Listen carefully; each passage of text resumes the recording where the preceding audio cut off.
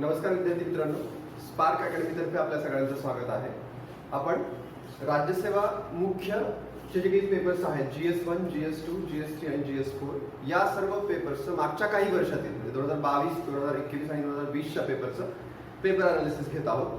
आज आपण GS2 चा जो पेपर झालेला आहे 2022 साली, तर त्या पेपरमधील जे काही क्वेश्चन्स आहेत तर त्या क्वेश्चन्सचं आपण अनालिसिस घेऊया. त्याच्यामध्ये मुख्यतः कुठला कंटेंट आवश्यक आहे तो त्या कंटेंट ओरिएंटेड पण आपण काही गोष्टी सांगणार आहोत. त्याच्यासोबतच आपण नेमकं अनोळखी क्वेश्चन सोडत असताना कोणतं लॉजिक वापरायचं किंवा इलिमिनेशन टेक्निक्स ज्या आहेत महत्त्वाच्या तर त्याचा सुद्धा आपण अभ्यास करणार आहोत.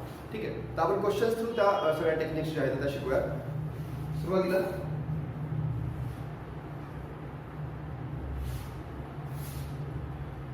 हा आहे क्वेश्चन नंबर 1, 2022च्या मेन्सचा क्वेश्चन नंबर 1. ठीक आहे, खालीलपैकी कोणते विधान चुकीचे आहे असं विचारलं. ठीक आहे, जे काही कीवर्ड्स आहेत त्याला आपण बोल करू.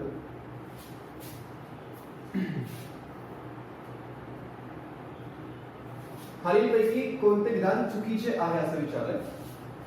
भाषण व अभिव्यक्तीचे स्वातंत्र्य अनिर्बंध नाही असं म्हटलंय. ठीक आहे, की त्याच्यावर काही तर मर्यादा आहे. आर्टिकल 19(1) मध्ये जे काही भाषण आणि अभिव्यक्ती स्वातंत्र्य दिलेलं आहे, 6 प्रकारचे स्वातंत्र्य जे दिलेले आहेत, तर त्याच्यामध्ये आर्टिकल 19(2) मध्ये काही निर्बंध सुद्धा घातलेले आहेत, म्हणजे ते अनिर्बंध नाहीये. हे वाक्य बरोबर आहे. ठीक आहे, दुसरं आहे की भाषण स्वातंत्र्यामध्ये शांत राहण्याचा अधिकार देखील ग्रहित आहे असं वाटतं. ठीक आहे, म्हणजे जसं मत मांडण्याचा अधिकार आहे तसंच आर्टिकल 19 अंतर्गत तुम्हाला शांत राहण्याचा सुद्धा अधिकार आहे. ठीक आहे, तर हा एक त्याचाच एक भाग आहे.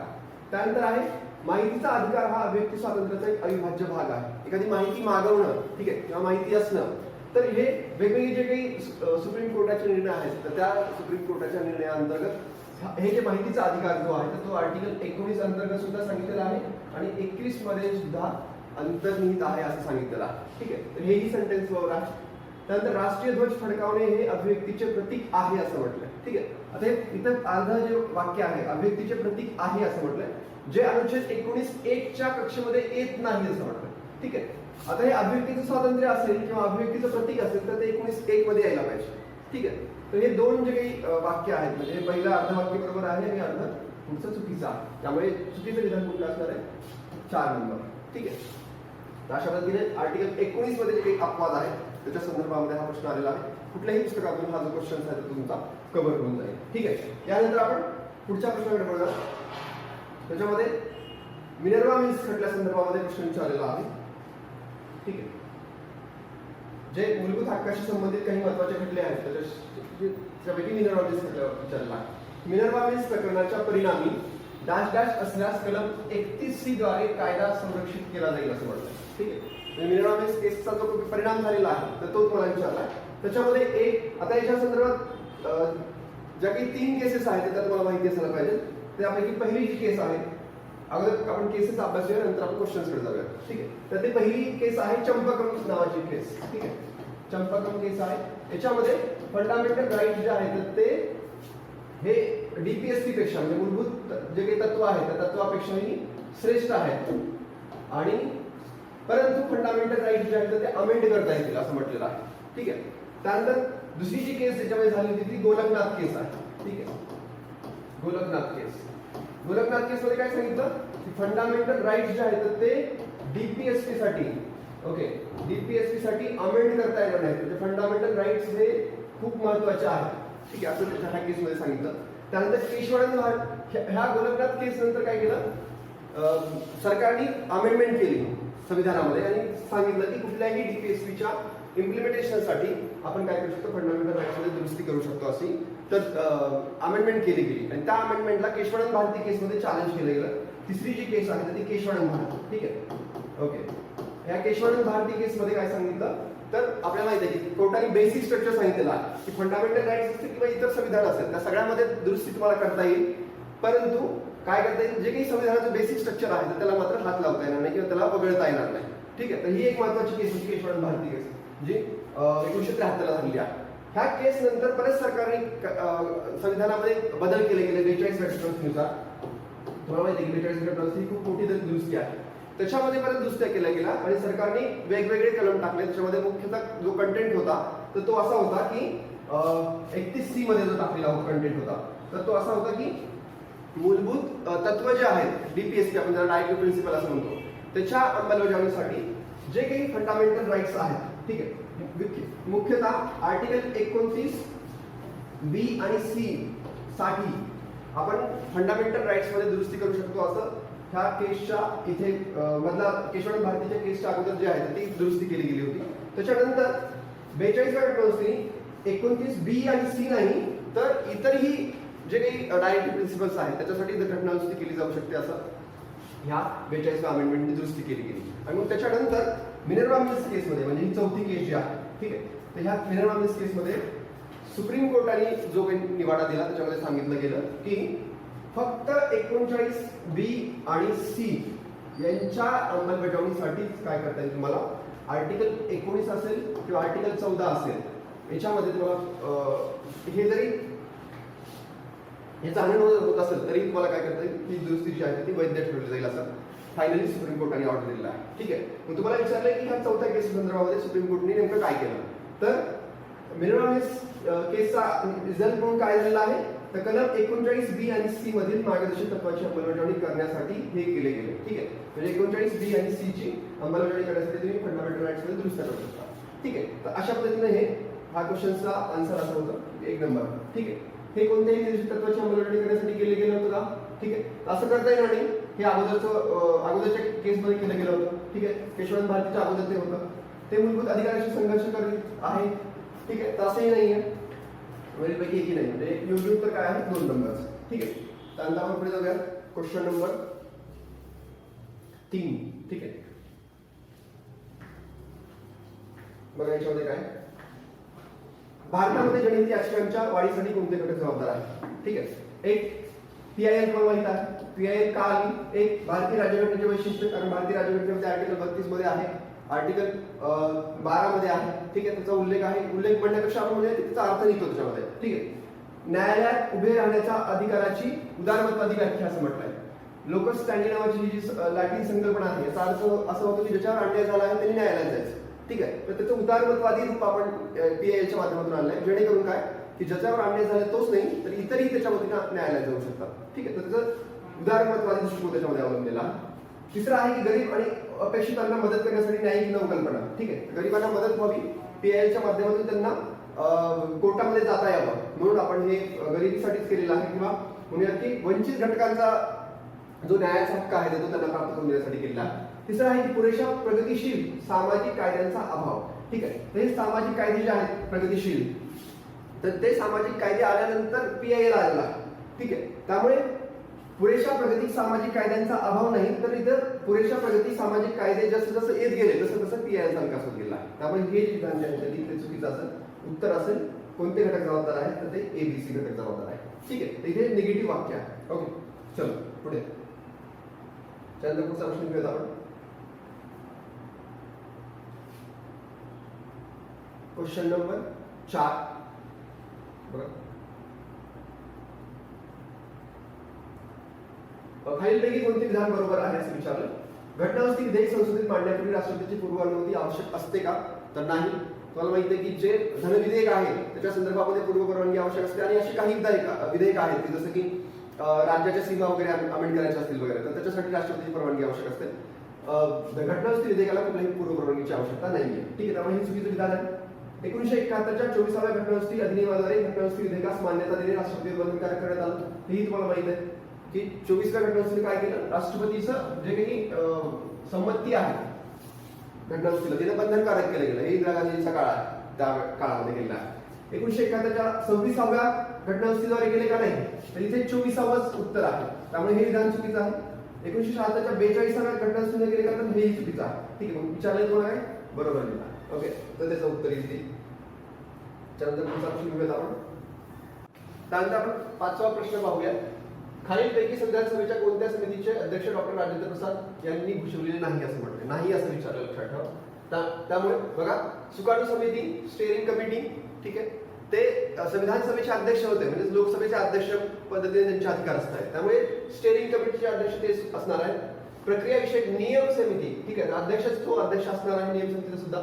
मूलभूत अधिकार उपसमिती तुम्हाला माहिती आहे, मूलभूत अधिकारावर कोणाची समिती होती, पटेलांची समिती होती, मेन जी समिती होती त्याच्यामध्ये जी उपसमिती होती जी काही कृपलानी यांच्या अध्यक्षतेखाली होती. ठीक आहे. मूलभूत अधिकारांतर्गत मायनॉरिटीची एक समिती होती, मायनॉरिटीच्या अधिकारासंदर्भामध्ये ती मुखर्जींच्या अध्यक्षतेखाली होती आणि कृपलानीच्या अध्यक्षतेखाली उपसमिती ही मूलभूत हक्कावरची होती. त्यामुळे हे जे विधान जे आहे ते तिसरा चुकीचा पर्याय आहे. नाही असं विचारलं त्यामुळे उत्तर तिथे आहे. वित्तीय व स्टाफ समिती याचा सुद्धा अध्यक्ष जे आहे अध्यक्ष जे आहेत ते कोण असणार आहे?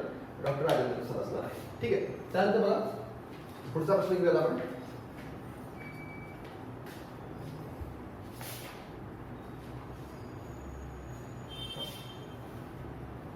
भारतीय राज्यघटनेच्या मूलभूत वैशिष्ट्य सिद्धांत सर्वोच्च न्यायालयाने या प्रकरणात मांडला. आता आपण पाहिले की बेसिक स्ट्रक्चर कुठल्या खटल्यामध्ये त्यांनी मांडलेला आहे. तर जी की केशवानंद भारती केस आहे 1973 ची, त्या केसमध्ये त्याच्यावर सुप्रीम कोर्टाने जे आहे ते ती कन्सेप्ट जी आहे ती आणलेली आहे. ठीक आहे. त्यामुळे उत्तर काय येणार आहे? केशवानंद भारती चौथा पर्याय. ठीक आहे. त्यानंतर पुढचा प्रश्न पाहूयात आपण. 1976च्या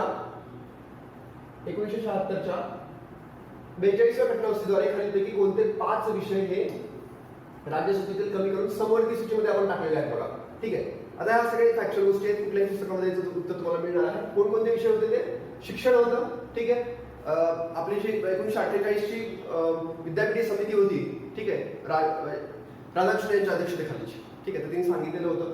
त्यामुळे शिक्षण आहे, वने आहे, वन्य पशु व पक्षी यांचे संरक्षण आहे, वजने व मापे विदाउट स्टँडर्ड. ठीक आहे. म्हणजे प्रमाणकाच्या व्यतिरिक्त जे वजने व मापे आहेत तर ते समवर्ती सूचीमध्ये आपण टाकलं होतं. आणि न्याय व्यवस्थेचे प्रशासन सुप्रीम कोर्ट आणि हायकोर्ट सोडून इतर जे काही न्याय व्यवस्थेचं प्रशासन जे आहे तर ते ह्या घटनावस्तूनुसार आपण समवर्ती सूचीमध्ये टाकलेलं आहे. ठीक आहे. त्यामुळे फॅक्च्युअल क्वेश्चन आहे. दुसरं उत्तर आहे कुठल्याही पुस्तकामध्ये त्याचं उत्तर तुम्हाला मिळून जाईल. ठीक आहे. नेक्स्ट पुढचा प्रश्न.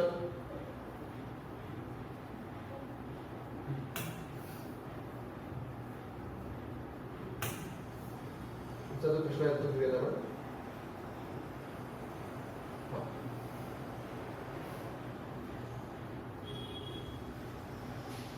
8 नंबरचा प्रश्न आहे. ठीक आहे.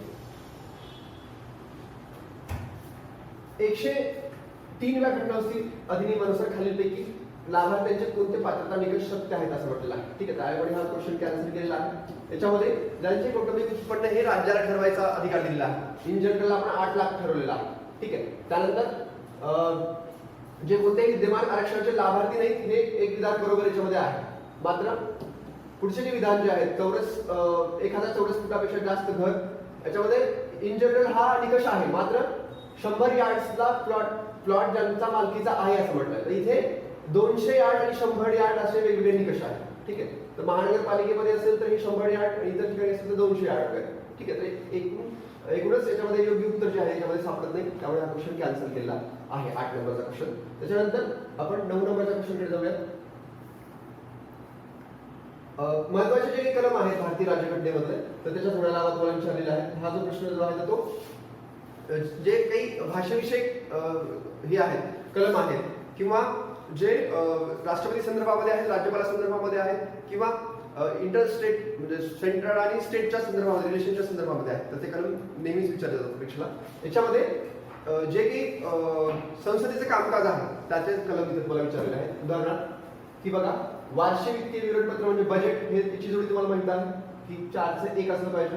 ठीक आहे. असे 2 पर्याय इथे आहेत. त्यानंतर 120 तुम्हाला माहिती आहे की संसदेमध्ये वापरायची भाषा म्हणजे 2 चं 3 उत्तर असलं पाहिजे. ठीक आहे. तर असा एकमेव पर्याय म्हणजे 2 जरी जोड्या तुम्हाला इथे येत असतील तर काय उत्तर तुम्ही काढू शकता. ठीक आहे. तर ह्या याच्यामध्ये तुम्हाला काय होईल 112 वर्ण 1 आणि 120 ची जी काही भाषा आहे ती याच्यामध्ये येऊन जाईल. म्हणजेच काय तर 121 कलम हे संसदेमध्ये चर्चेवरील प्रतिबंध आहे. म्हणजेच काय संसदेमध्ये 121 आणि 122 महत्वाचे कलम आहे. याच्यामध्ये संसदेमध्ये सुप्रीम कोर्ट हायकोर्टच्या जजेसच्या संदर्भामध्ये डिस्कशन करण्यास मनाई आहे आणि 122 मध्ये सभागृहामध्ये जे काही गोष्टी सांगितल्या आहेत त्याचं चर्चा न्यायालयात करण्यामध्ये ही आहे मनाई आहे. म्हणजेच काय हे 2 जे काही हे आहेत अंग आहेत शासनाचे तर त्यांना काय स्वतंत्र ठेवलेलं आहे एकमेकापासून. ठीक आहे. तर ही महत्वाची कलम त्याच्यामध्ये आहे. पुढे जाऊयात आपण. त्यानंतर 10वा प्रश्न बघा.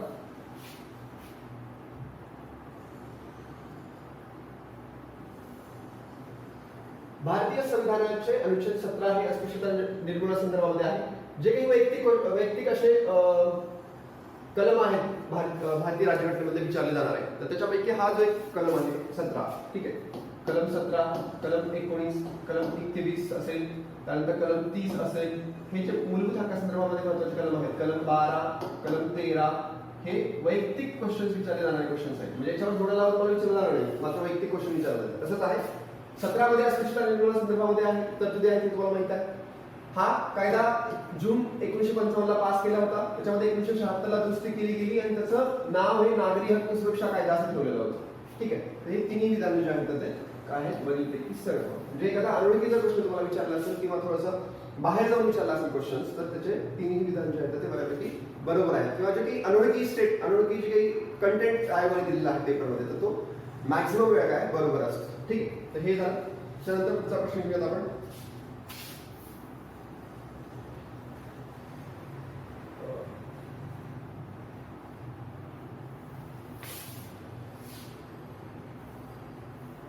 इथे सुद्धा महत्त्वाचे जे काही डीपीएसपी आहे, तर डीपीएसपी क्वेश्चन विचारलेला आहे, जोड्या लावा हा प्रश्न आहे. ठीक आहे, तर डीपीएसपी एवढे काही जास्त वैयक्तिक क्वेश्चन जे आहेत त्याच्यावर आले नाही. तरीही आर्टिकल 41 असेल, त्यानंतर आर्टिकल 40 असेल, 44 आर्टिकल आहे, तर ह्यावर काही वैयक्तिक क्वेश्चन तुम्हाला विचारले गेले आहेत. बाकी सगळे जोड्या लावामध्ये तुम्हाला विचारले जाते. किंवा अजून एक महत्त्वाचं 39 जे कलम आहे तर ते सुद्धा विचारलं जाईल तुम्हाला वैयक्तिक क्वेश्चन त्याच्यावर येईल. बाकी सगळ्यावर जोड्या लावा असा प्रश्न आलेला आहे. तर तुम्हाला माहिती आहे ग्रामपंचायती 40 मध्ये आहे, सार्वजनिक आरोग्यामध्ये सुधारणा हे 47 मध्ये आहे, स्थापनामध्ये कामगारांना सहभागी होण्याचा हा नंतर अमेंडमेंट करून दिलेला आहे आपण, त्यामुळे इथे 43 येईल. ठीक आहे, आणि काम करण्याचा अधिकार जो आहे तो आर्टिकल 41 मध्ये आहे. ठीक आहे, आर्टिकल 41 मध्ये आहे, त्यामुळे खूप वेळा क्वेश्चन विचारला आहे. आर्टिकल 41 मध्ये कोणकोणते अधिकार आहेत? 1 काम करण्याचा अधिकार आहे. ठीक आहे, 2 शिक्षणाचा अधिकार आहे. ठीक आहे, त्यानंतर 3 सहाय्याचा अधिकार आहे. म्हणजे तुम्हाला हालाकीचं जीवन जर आलं असेल तुमच्यावर, म्हणजे तुम्ही वृद्ध असाल, अपंग असाल किंवा बेरोजगार असाल किंवा अजून कुठल्या अवघड कंडिशन मध्ये असाल तर तुम्हाला सामाजिक सहाय्य मिळण्याचा अधिकार आहे. तर हे 3 अधिकार राज्याला आपल्या इकॉनॉमिक कक्षेमध्ये राहून म्हणजे आर्थिक कक्षेमध्ये राहून नागरिकाला पुरवठा करायचा आहे. ठीक आहे, आर्टिकल 41 महत्वाचा आहे. ठीक, त्यानंतर पुढे जाऊयात आपण. पुढचा प्रश्न घेऊयात. बघा क्वेश्चन नंबर 12. राज्य लोकसेवा आयोगाबाबत खालीलपैकी कोणते विधान चुकीचे आहे असं विचारलं. ठीक आहे, एमपीएससी संदर्भामध्ये क्वेश्चन्स आहेत असं म्हणूयात आपण. आयोगाच्या अध्यक्षासाठी कोणतेही पात्रतेचे निकष राज्यघटनेमध्ये सांगितले नाहीये. ठीक आहे, जे एक जनरल निकष आहे आयोगाचा सदस्य होण्यासाठी किंवा अध्यक्ष होण्यासाठी की काय 10 वर्ष तुमची सेंट्रल किंवा स्टेट गव्हर्नमेंटमध्ये सर्व्हिस असली पाहिजे, असा कुठलाही विशेष निकष त्याच्यामध्ये नाहीये. ठीक आहे, तर हे वाक्य बरोबर आहे. सुरुवातीस आयोगाचे अध्यक्ष व सदस्यांच्या निवृत्तीचे वय 60 वर्ष होते. 1975च्या संसदेच्या कायद्याद्वारे असं म्हटलं. ठीक आहे, संसदेच्या कायद्याद्वारे वाढवून 62 असं करण्यात आलं होतं. ठीक आहे, तर 41व्या घटनादुरुस्तीनुसार हे वय वाढवलेलं आहे. ठीक आहे, तर 41वी घटना दुरुस्ती आहे, लक्षात ठेवा घटना दुरुस्ती. ओके, हे संसदेचा कायदा नाहीये, कायदा. ठीक आहे, तर घटना दुरुस्ती करून सुप्रीम कोर्ट हायकोर्टचे जे काही तरतुदी आहेत बऱ्यापैकी तर त्याच्या आपल्याला चेंज कराव्या लागतात. ठीक आहे, कारण तो एक सेंटर आणि स्टेट मधला एक महत्वाचा विषय आहे, मग त्यासाठी घटना दुरुस्ती लागते. तर घटना दुरुस्ती करून आपण ते केलेलं होतं 41व्या घटना दुरुस्तीनुसार आणि संसदेच्या कायद्याद्वारे नव्हतं केलं. ठीक आहे, तुम्हाला माहित असेल की सुप्रीम कोर्टाची जी काही सदस्य संख्या आहे म्हणजे न्यायाधीशांची संख्या तर ती कायद्याने करतो आपण, संसदेच्या कायद्याने करतो. मात्र हायकोर्टामध्ये जी काही सदस्य संख्या आहे तर ती प्रेसिडेंट ठरवतात. ठीक आहे, बऱ्याचशा अशा गोष्टी आहेत न्यायालयाच्या संदर्भामध्ये की ते प्रेसिडेंट ठरवतात, काही कायद्याद्वारे सुद्धा होतात. मात्र ही जी काही तरतूद आहे ती घटना दुरुस्तीद्वारे व्हायला पाहिजे. ठीक आहे, त्यामुळे चुकीचं विचारलं तर इथे चुकीचं विधान तुम्हाला सापडून जाईल. पुढे आहे आयोगाच्या एखाद्या सदस्यांची त्याच लोकसेवा आयोगात पुन्हा दुसऱ्यांदा सदस्य म्हणून नेमणूक करता येत नाही असं म्हटलंय, परंतु त्याच आयोगाचा अध्यक्ष होऊ शकतो किंवा दुसऱ्या लोकसेवा आयोगाचा अध्यक्ष तो होऊ शकतो. ठीक आहे, तर हे विधान बरोबर त्याच्यामध्ये आहे. ओके, तर हे झालं 12वा प्रश्न. त्यानंतर पुढचा प्रश्न घेऊयात आपण 13.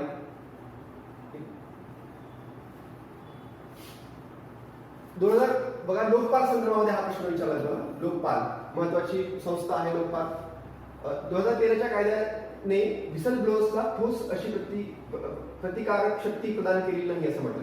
इथे हा एक शब्द महत्वाचा आहे, मर्यादा विचारल्या त्यांनी. लोकपाल संस्थेच्या मर्यादा म्हणजे काय काय राहिलंय आपल्या लोकपाल कायद्यामध्ये.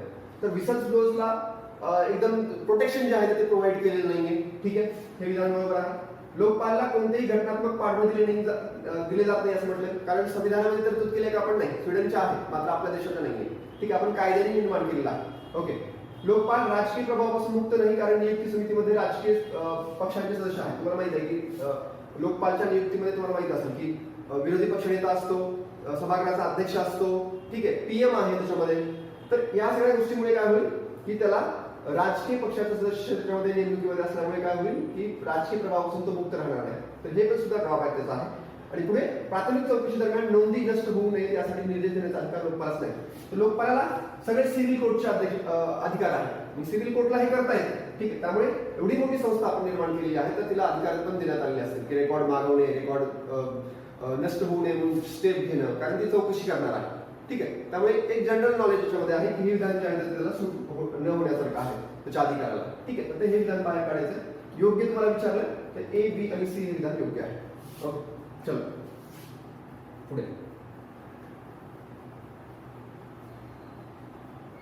त्यानंतर पुढचा प्रश्न बघूयात आपण.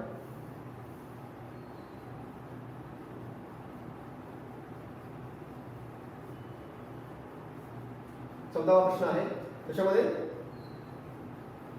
खालील विधाने विचारात घ्या असं विचारलं. एक, राज्यघटनेने अनिवार्य केलेल्या अनुदानित विनाअनुदानित अल्पसंख्याक खासगी संस्थांसाठी नियामक व्यवस्था तयार करण्याचा अधिकार राज्याला आहे. ठीक आहे, ह्या ज्या काही संस्था आहेत अल्पसंख्याकाच्या असतील किंवा इतर संस्था असतील तर ते स्थापन करू शकतात. हे अधिकार संविधानात दिलेला आहे, मात्र त्याच्यावर प्रशासन करण्याचं काम किंवा त्याच्यावर लक्ष ठेवण्याचं काम राज्य करतं. ठीक आहे, हे विधान बरोबर आहे. बी विधान आहे, संविधान भाषिक आणि धार्मिक अल्पसंख्याकांना मान्यता देते परंतु वंश किंवा वांशिकतेला आधारित आहे. तुम्हाला माहिती आहे का आर्टिकल 30 मध्ये स्पष्ट सांगितलेलं आहे की जे भाषिक अल्पसंख्याक आहेत आणि धार्मिक अल्पसंख्याक आहेत त्यांनाच आपण हे अधिकार दिले गेले आहेत.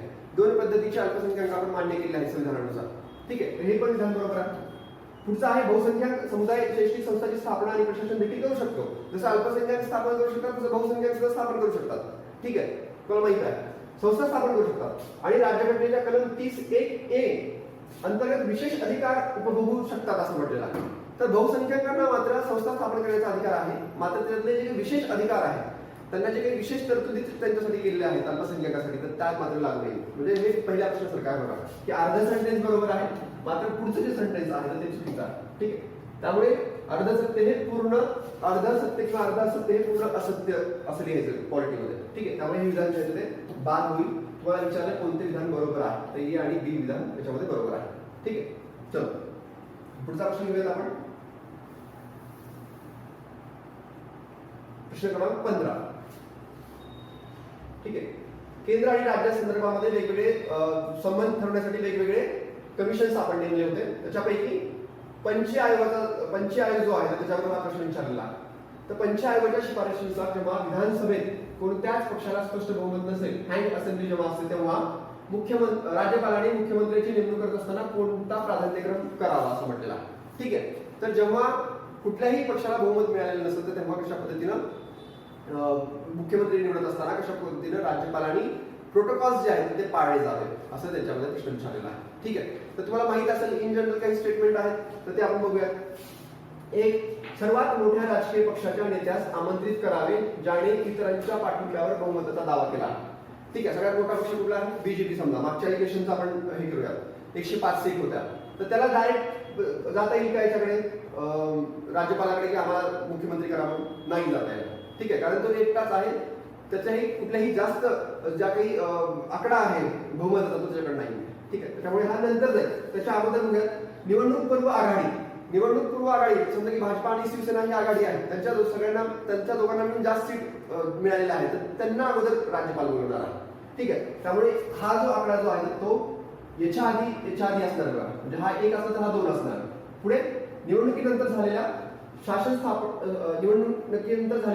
स्थापन करू इच्छिणाऱ्या आघाडी पहिली झाली असेल तर तिला पहिल्यांदा बोलवणार, आघाडी नंतर झाली असेल इलेक्शन नंतर तर तिला नंतर बोलवणार. मग हे नंतरच येईल याच्यामध्ये. ठीक आहे, निवडणुकीनंतर झालेल्या शासनात सामील होणाऱ्या राजकीय पक्षांच्या आघाडीच्या नेत्यास आमंत्रित करावे असं म्हटलं. निवडणुकीनंतर झालेल्या शासनात सामील होणाऱ्या राजकीय पक्षाच्या आघाडीच्या नेत्यास आमंत्रित करावे असं म्हटलंय. ठीक आहे, म्हणजे निवडणुकी नंतर झालेली आहे मात्र काय झालेली आहे, एक आघाडी तयार झालेली आहे.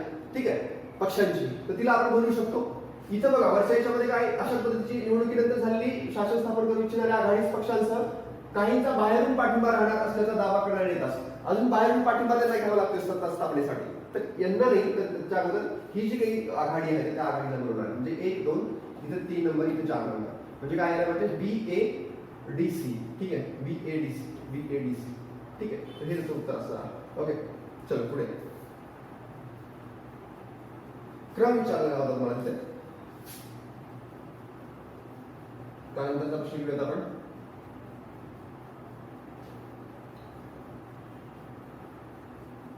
Question number 16. ठीक.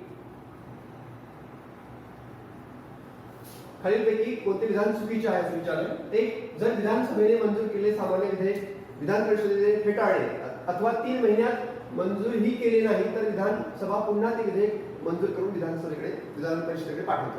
तर हे तुला प्रोसिजर माहिती आहे. ठीक आहे, ऑर्डिनरी बिल असेल तर काय होतं, विधानसभा काय करू शकते, पहिल्यांदा विधान परिषदेकडे पाठवते, 3 महिने वाट बघते, नाही पास केलं, परत दिलं, नाकारलं तर काय करते, परत एकदा हे करते, विधानसभेकडे ते विधेयक येतं, परत अजून पाठवते, परत 1 महिन्याचा वेळ दिला जातो तिला विधान परिषदेला. ते 1 महिन्यामध्ये मंजूर केलं तर ठीक आहे, नाही तर ते विधेयक डायरेक्ट मंजूर होऊन येतं. याच्यामुळे असं म्हटलं जातं की राज्यसभे एवढे अधिकार विधान परिषदेला दिले नाहीये, कारण राज्यसभेला थोडेसे अजून जास्त अधिकार आहे. ठीक आहे, मात्र एखादं बिल असेल तर राज्यसभा आणि लोकसभेमध्ये ऑर्डिनरी बिलला शक्यतो जॉईंट सिटिंग वगैरे होऊ शकते, मात्र इथं तशी तरतूद राज्यामध्ये नाही. ठीक आहे, पहिले विधान बरोबर आहे. दुसऱ्या प्रसंगात जर तिथे विधेयक पुन्हा परिषदेने फेटाळले अथवा 14 दिवसांच्या आत मंजूर केले नाही, ऑर्डिनरी बिल आहे ते 1 महिना इथे कालावधी पाहिजे होता. ठीक आहे, इथे 1 मंथ कालावधी पाहिजे होता, त्यामुळे हे विधान चुकीचं आहे.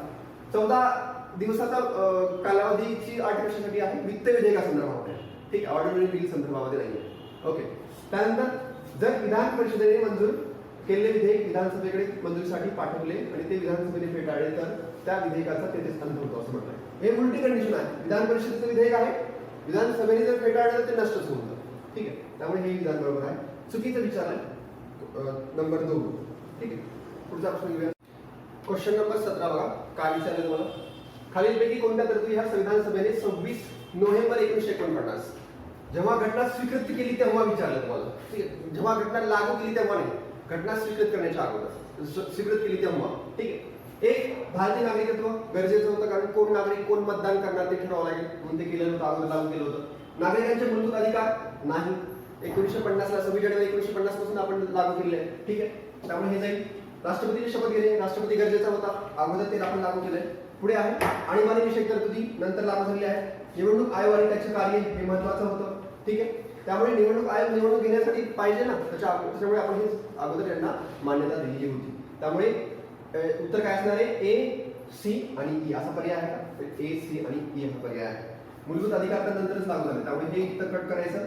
बी कट केलं तर बी बऱ्याचशा ऑप्शन कट होतं, उत्तर येतं सोपं आहे. ठीक, नेक्स्ट पुढचा प्रश्न घेऊया.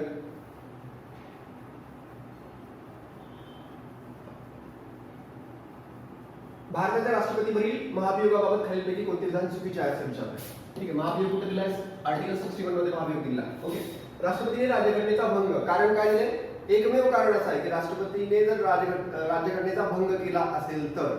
ओके, बरोबर आहे, केल्यास महाभियोग प्रक्रियेद्वारा त्यांना पदावरून दूर करता येऊ शकते, मात्र राज्यघटनेचा भंग अशी व्याख्या कुठे दिली नाही. ठीक, बरोबर विधान आहे. दुसरं, महाभियोगाच्या कार्यकाळात राष्ट्रपतीस निलंबित करण्याची तरतूद नाहीये, राष्ट्रपती असतो त्याच्यामध्ये. ठीक आहे, बरोबर आहे. संसदेच्या सर्व सभासदांना राष्ट्रपतीच्या निवडीमध्ये आणि महाभियोगामध्ये सहभागी होण्याचा अधिकार आहे. ठीक आहे, निवडणूक लढवताना किंवा निवडणुकीमध्ये मतदान करणारे जे काही कॉलेज आपण त्याला म्हणतो की राष्ट्रपती निवडणुकीचं कॉलेज आहे आर्टिकल 54 नुसार. ठीक आहे, 54 नुसार त्याच्यामध्ये इलेक्टेड मेंबर ऑफ पार्लमेंट म्हणजे राज्यसभा असेल किंवा लोकसभा असेल तर इलेक्टेड मेंबर, आणि elected member of state assembly विधानसभेचे इलेक्टेड मेंबर्स. तर इलेक्टेड मेंबर्स हा शब्द महत्वाचा आहे. ठीक आहे, आपण राज्यसभेमध्ये असेल किंवा इतर ठिकाणी सुद्धा आपण काही मेंबर नॉमिनेट करतो तर ते निवडणुकीमध्ये भाग घेत नाही, मात्र महाभियोगामध्ये भाग घेतात. त्यामुळे हे विधान जे आहे ते चुकीचे विधान विचारले. क्वेश्चन सेंटेन्स नंबर 3 जे आहे ते काय असणार आहे, चुकीचं असणार आहे. ठीक आहे, त्यानंतर पुढचा प्रश्न घेऊया आपण. नेक्स्ट, खालीलपैकी कोणते विधान चुकीचे आहे असं विचारलंय. ठीक आहे, ओके, बघा काय 1963च्या 15व्या घटनादुरुस्तीनुसार उच्च न्यायालयाच्या न्यायाधीशांची निवृत्तीचे वय 41व्या घटनादुरुस्तीनुसार मी सांगितलं की एमपीएससीच्या लोकांचं वय वाढवलं, ठीक आहे, हे 60 वरनं 62. तसंच 15व्या घटनादुरुस्तीनुसार आपण काय केलं आहे, न्यायाधीशाचं वय वाढवलं आहे, पण ते कुठे, उच्च न्यायालयाच्या न्यायाधीशांचं वाढवलेलं आहे. ओके, यस, बरोबर आहे. 1976च्या 41व्या घटनादुरुस्ती अधिनियमानुसार राज्य लोकसेवा आयोगाच्या अध्यक्ष आणि सदस्यांच्या निवृत्तीचे वय 60 वर्षाहून आहे. हे आता मगाशी क्वेश्चन होता, ठीक आहे, बरोबर आहे. 1963च्या 15व्या घटनादुरुस्ती अधिनियमानुसार सर्वोच्च न्यायालयातील न्यायाधीशांच्या निवृत्तीचे वय, सर्वोच्च न्यायालय नाही तर उच्च न्यायालय, त्यामुळे 1 2 सेंटेन्स बरोबर आहे, तिसरं चुकीचं आहे, विचारले काय चुकीचं विचार आहे. ओके, पुढे नेक्स्ट पुढचा प्रश्न घेऊया. नीती आयोगाच्या उद्दिष्टासंदर्भामध्ये ज्या काही मोठ्या संस्था आहेत तर त्या मोठ्या संस्था संदर्भामध्ये हा प्रश्न नेहमी विचारला जातो, ठीक आहे. त्याचे उद्दिष्ट विचारले जातात. नीती आयोगाच्या उद्दिष्ट संदर्भामध्ये तंत्रज्ञान सुधारणा आणि क्षमता निर्माण करण्यावर लक्ष केंद्रित करणे, ठीक आहे. तंत्रज्ञान सुधारणा आणि क्षमता निर्माण करण्यावर, क्षमता असं म्हटलं, हा शब्द महत्वाचा आहे, येऊ शकतं. दुसरं आहे राष्ट्रीय विकासाचे प्राधान्यक्रम, क्षेत्रीय आणि धोरणे, हे तर महत्वाचं काम आहे. विनाशी राज्यांचा अविनाशी संघ म्हणून वाढवणे. नीती आयोगाची स्थापना एका स्टेटमेंटच्या मागे मला चर्चा होती, माहिती असेल तुम्हाला. सहकारात्मक संघ राज्य निर्माण करण्यासाठी नीती आयोग स्थापन केला आहे. म्हणजेच काय, स्टेटना सहभागी करून घ्यायचं विकासामध्ये. ओके, इथे काय म्हटलंय, and indestructible union of a destructible state. स्टेटला डिस्ट्रक्ट करायचं असं इथं त्याचा अर्थ होतो, ठीक आहे. तर ह्या डिस्ट्रक्टिबल स्टेटवर नाही तर कोऑपरेटिव्ह फेडरलिझमवर ही संकल्पना आधारलेली आहे. त्यामुळे सी विधान चुकीचं आहे. धोरणात्मक व दीर्घकालीन धोरण आणि कार्यक्रमांची रचना करणं हे तर त्याचं उद्दिष्ट आहे. जसं की प्लॅनिंग कमिशनचं होतं तसंच हे नीती आयोगाचं सुद्धा आहे. ओके, त्यामुळे सी विधान बाहेर काढायचं आहे, हा पर्याय चुकीचा आहे. सी बाहेर काढायचं, हा पर्याय चुकीचा आहे. हा बरोबर आहे, हे बाहेर काढायचं. ओके, 3 नंबर पर्याय. नेक्स्ट पुढे जाऊया. संविधान सभेच्या संदर्भामध्ये फॅक्च्युअल माहिती विचारलेली आहे तुम्हाला, हे घेऊयात आपण फास्टमध्ये. हत्ती हे संविधान सभेचे चिन्ह म्हणून स्वीकारलेलं होतं, बरोबर आहे. B.N. राव हे संविधान सभेचे सर्वात संविधानिक सल्लागार होते, बरोबर आहे. H.V. अय्यंगार हे संविधान सभेचे ड्राफ्ट्समॅन होते असं म्हटलं आहे, ठीक आहे. ओके, तर इथे स्टेटमेंट बद्दल आपल्याला माहिती नाहीये. प्रेम बिहारी रायजादा जे आहेत त्यांनी सुंदर हस्ताक्षरामध्ये ते लिहिलेलं सुद्धा आहे, ठीक आहे. तर हे जे काही अय्यंगार जे आहेत तर ते काय होते, H.V. अय्यंगार जे होते तर ते काय होते, सेक्रेटरी ऑफ संविधान सभा होते, ठीक आहे. तर हे जे काही स्टेटमेंट आहे ते चुकीचं आहे, त्यामुळे उत्तर काय येणार आहे, अयोग्य कथन, क्वेश्चन पर्याय क्रमांक 3. ओके, त्यानंतर पुढे जाऊया. पुढचा प्रश्न 22वा. भारतीय राज्यघटनेने खालीलपैकी कोणती रूढी परंपरा समजली जाऊ शकत नाही. भारतीय राज्यघटनेची कोणती रूढी परंपरा समजली जाऊ शकत नाही, म्हणजे कन्व्हेन्शननी काही गोष्टी आपल्या भारतीय संसदेला मिळालेल्या आहेत, ठीक आहे, परंपरेने मिळालेल्या आहेत. एक, संसदेच्या लोकलेखा समितीचा अध्यक्ष हा विधी पक्षातला असतो का, असतो. ब्रिटनमध्ये असतो म्हणून आपल्याकडे ते परंपरेने आले, बरोबर आहे. जर लोकसभेचा सभापती हा सत्तारूढ पक्षाचा असेल तर उपसभापती 11व्या लोकसभेपासून आपण हे प्रथा चालू केली आहे, बरोबर आहे. जर राष्ट्रपतीचे पद रिकामे झाले असेल आणि उपराष्ट्रपती हे देखील उपलब्ध नसतील तर भारताच्या मुख्य न्यायाधीशाच्या अनुपस्थितीमध्ये, ओके, सर्वोच्च न्यायालयाचा कोणताही न्यायाधीश राष्ट्रपती पदाची कर्तव्य पार पाडतील असं म्हटलेलं आहे, ठीक आहे. तर इथे तुम्हाला माहिती आहे की जर राष्ट्रपती आणि उपराष्ट्रपतीचं जर उपलब्ध नसतील, ठीक आहे. आता in case of the office of the president is vacant असं म्हटलं, ठीक आहे, वॅकंट आहे. तर काय व्हाईस प्रेसिडेंट काम करतो, vice president is not available. तर तेव्हा व्हाईस प्रेसिडेंट जर अवेलेबल नसेल तर absence of chief justice of India, any जज of the supreme court shall perform the duties of the president, ठीक आहे. तर इथं कसं आहे, एकतर आहे सीजीआय काम करतो, राष्ट्रपती आणि उपराष्ट्रपती जर पद वॅकंट असेल तर. सीजीआय नसेल तर जो काही तिथला जो काही वयाने सगळ्यात मोठा जो काही न्यायाधीश आहे तो त्याच्यावर काम करतो, ठीक आहे. त्यामुळे हे विधान जे काही सगळं जे आहे ते काय होईल, चुकीचं ठरेल. त्यामुळे विधान 3 हे चुकीचं आहे. तर मग काय होईल याच्यामध्ये विचारलं तुम्हाला, अयोग्य नाही. तर हे तिसरं जे विधान आहे ते काय असणार आहे, तिथं अयोग्य नाही, ठीक आहे. त्यानंतर पुढचा प्रश्न घेऊयात आपण.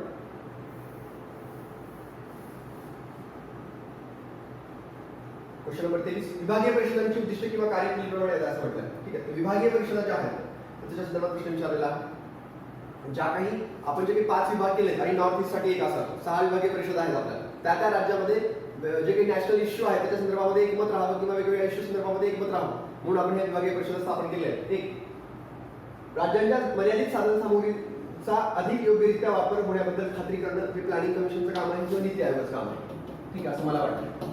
ओके, बघूया. राज्यवाद, प्रादेशिकवाद, भाषावाद आणि संकुचितवादी तीव्र वृत्ती यांना आळा घालण्यासाठी नक्कीच, ठीक आहे, राज्यामध्ये एकी असली पाहिजे. विविध राज्यांनी मंजूर केलेल्या कायद्यामध्ये परस्परांशी संघर्ष होऊ नये. वेगवेगळ्या राज्यांचे कायदे वेगवेगळे आहेत, त्यामध्ये संघर्ष व्हायचा काही प्रश्न नाही, हे चुकीचं असणार आहे. देशात भावनिक ऐक्य राहावं का राहावं, त्याच्यासाठी हे विभागीय प्रश्न आहेत. बी आणि डी जे आहे ते एकदम बरोबर आहे.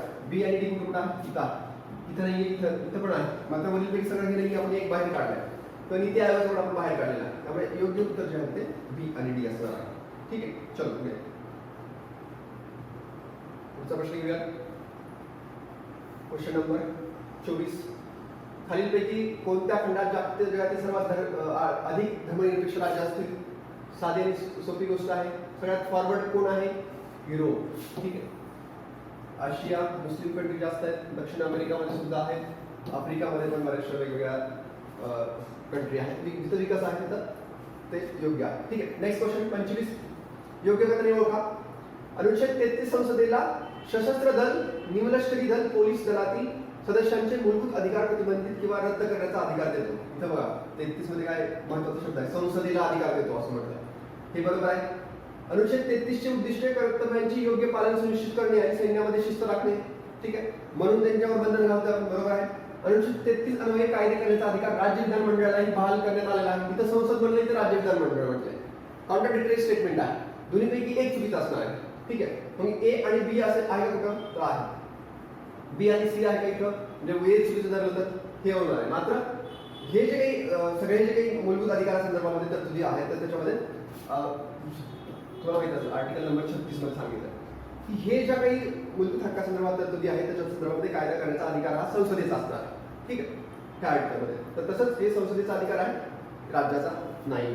ठीक आहे, त्यामुळे ते विधान चुकीचं ठरेल, विधान सी चुकीचं ठरेल आणि मग आन्सर काय येईल? ए आणि बी बरोबर आहे. ठीक आहे. नेक्स्ट क्वेश्चन घेऊयात पुढे. माहितीचा अधिकार अधिनियमाबाबत खालीलपैकी कोणती विधान चुकीची आहे? एक, गुप्तहेर आणि संरक्षण संस्था ह्या अधिनियमाच्या कक्षेत येत नाहीत असं म्हटलंय. तर माहितीच्या अधिकारासंदर्भामध्ये काही अपवाद आहेत. आर्टिकल 24 मध्ये दिलेले आहेत बघा अपवाद. ठीक आहे, तर गुप्तचर संस्था याच्यामध्ये येत नाही. मंत्रिमंडळाच्या बैठकीतील विचारविनिमय या संबंधीची माहिती प्रकट करण्याची मुभा आहे, हे पण बरोबर आहे. गुप्तहेर आणि संरक्षण संस्था यांच्याकडून मानवी अधिकाराचा भंग यासंबंधी माहिती देखील प्रकट न करण्याची मुभा आहे का? तर नाही. मानवी हक्कासंदर्भामध्ये आणि भ्रष्टाचारासंदर्भामध्ये अशा दोन अपवाद आहेत. मानवी हक्कासंदर्भामध्ये आणि भ्रष्टाचारासंदर्भामध्ये त्यांना माहिती द्यावी लागेल 3 महिन्यावर. ओके, तर यामुळे हे जे विधान जे आहे त्याची इथं सूट दिलेली नाहीये. ओके, मात्र म्हणून काय होईल? चुकीचं विधान काय असेल? 3 नंबर. ठीक. नेक्स्ट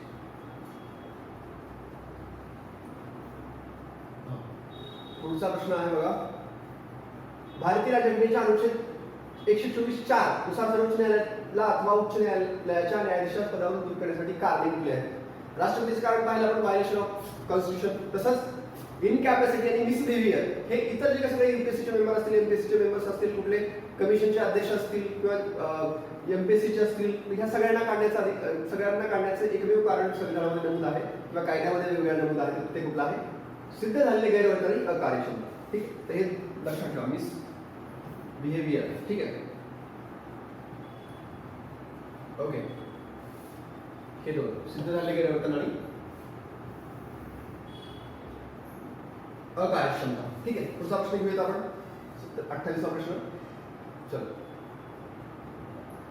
काय प्रश्न आहे? खालीलपैकी चुकीचं विधान विचारलंय. न्यायालयीन पुनर्विलोकन हा शब्द प्रयोग भारतीय राज्यघटनेमध्ये कोठेही वापरलेला नाहीये. मात्र ते इन्क्लूड आहे आर्टिकल 12 मध्ये, आर्टिकल 13 मध्ये, आर्टिकल 32 मध्ये. ठीक आहे, रिट्स मध्ये वगैरे आपण म्हणू शकतो. यस, भारतीय सर्वोच्च न्यायालयाला न्यायिक पुनर्विलोकनाचा अधिकार राज्यघटनेकडून मिळालेला आहे. राज्यघटनेमध्ये आहेत आर्टिकल हे आता सांगितलं बरोबर आहे. अमेरिकेतील सर्वोच्च न्यायालयाला न्यायिक पुनर्विलोकनाचा अधिकार राज्यघटनेकडून मिळालेला आहे का? त्यांची एक केस आहे, समथिंग 1898 1870 च्या आसपासची आहे, एक्झॅक्ट इयर माहिती नाही. मेडिसन नावाची एक केस आहे, Madison versus state of America.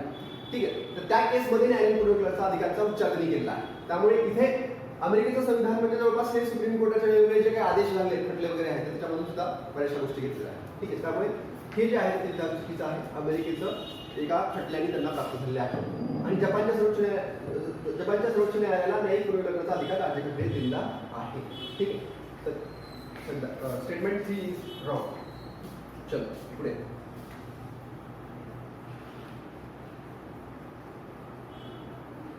Question number 29. ठीक आहे,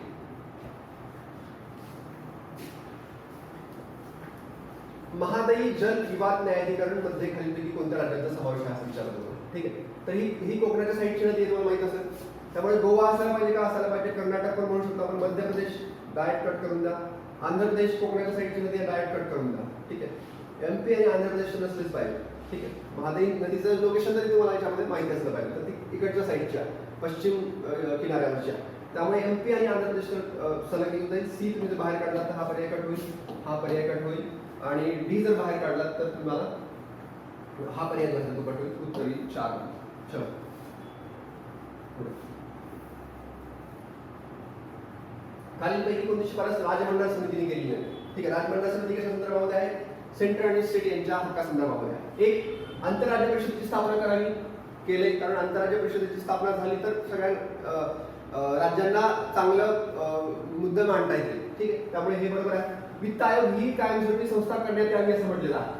ठीक आहे, तर ही सुद्धा शिफारस त्यांनी केलेली होती, कारण वित्त आयोग कायमस्वरूपी केला तर जे काही इकॉनॉमिक डेव्हल्युशन आहे राज्याला मिळणार ते व्यवस्थित मिळून जाईल. ओके, अखिल भारतीय सेवा रद्द करण्यात यावी ही सुद्धा शिफारस त्यांनी केली आहे, कारण का अखिल भारतीय सेवा म्हणजे सेंटरचं एक डॉमिनेंटपणा राज्यामध्ये आहे असं म्हटलं जातं. ओके, आणि पुढे आहे राज्यसभेला लोकसभे एवढे समान अधिकार देण्यात यावे, तर राज्यसभेला अजून जास्त अधिकार देण्यात यावे लोकसभेपेक्षाही जास्त असं त्यांनी रिकमेंड केलं.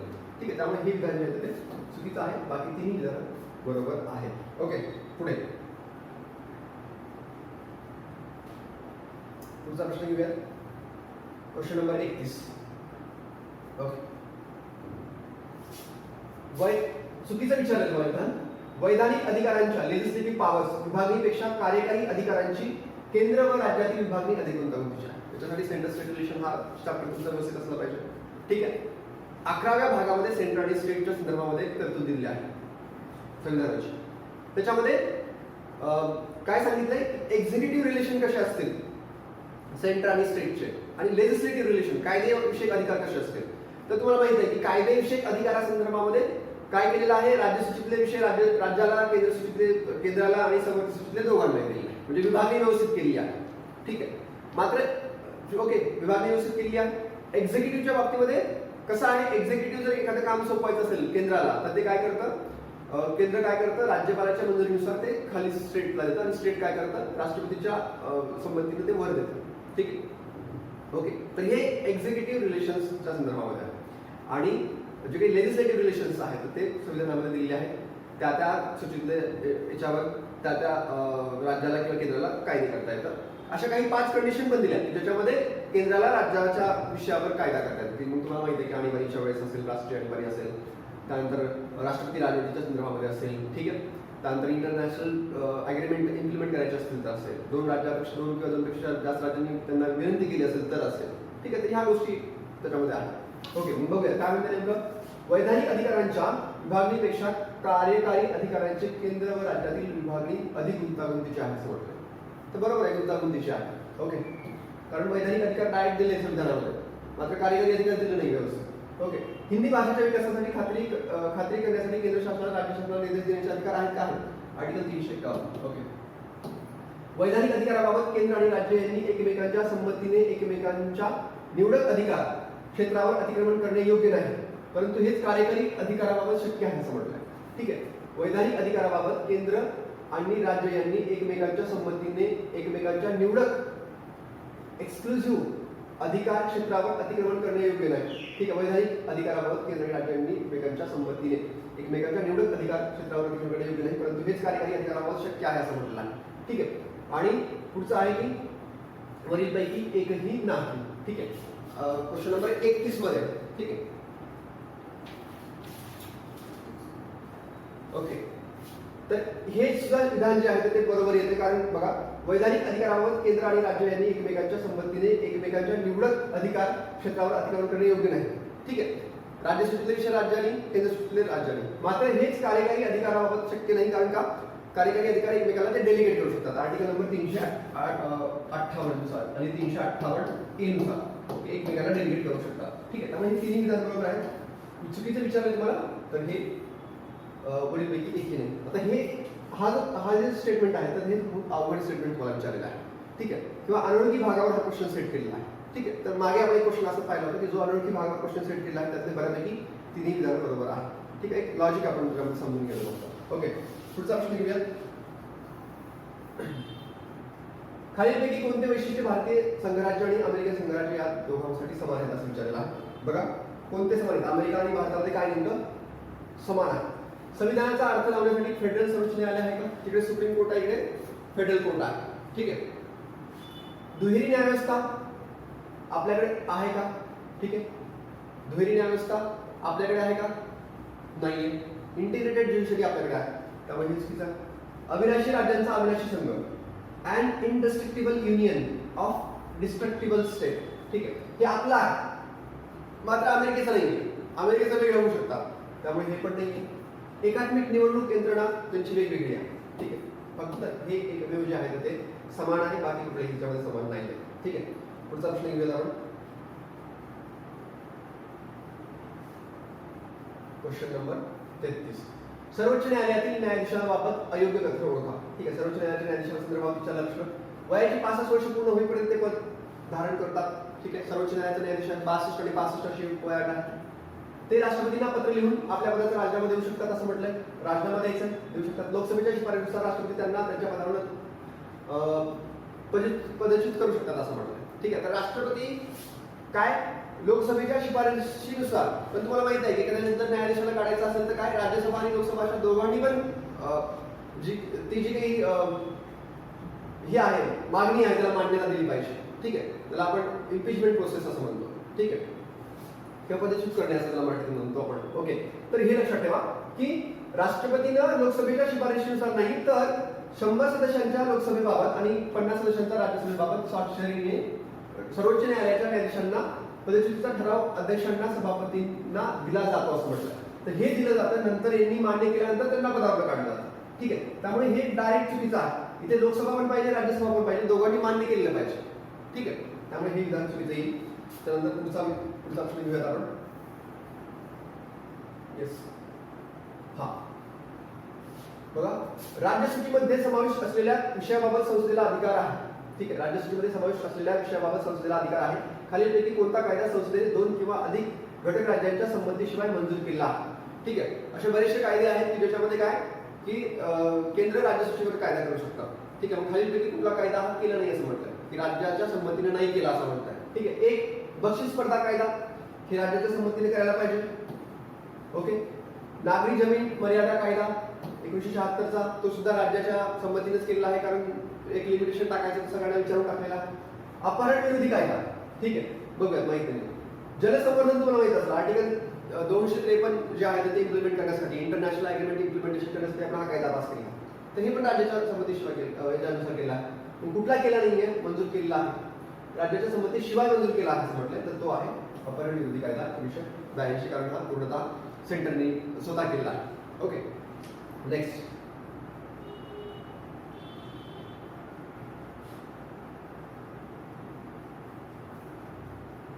पस्तीसवा प्रश्न बघा.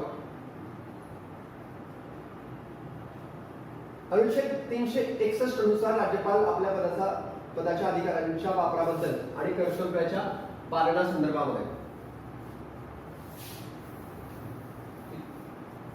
Question number 35.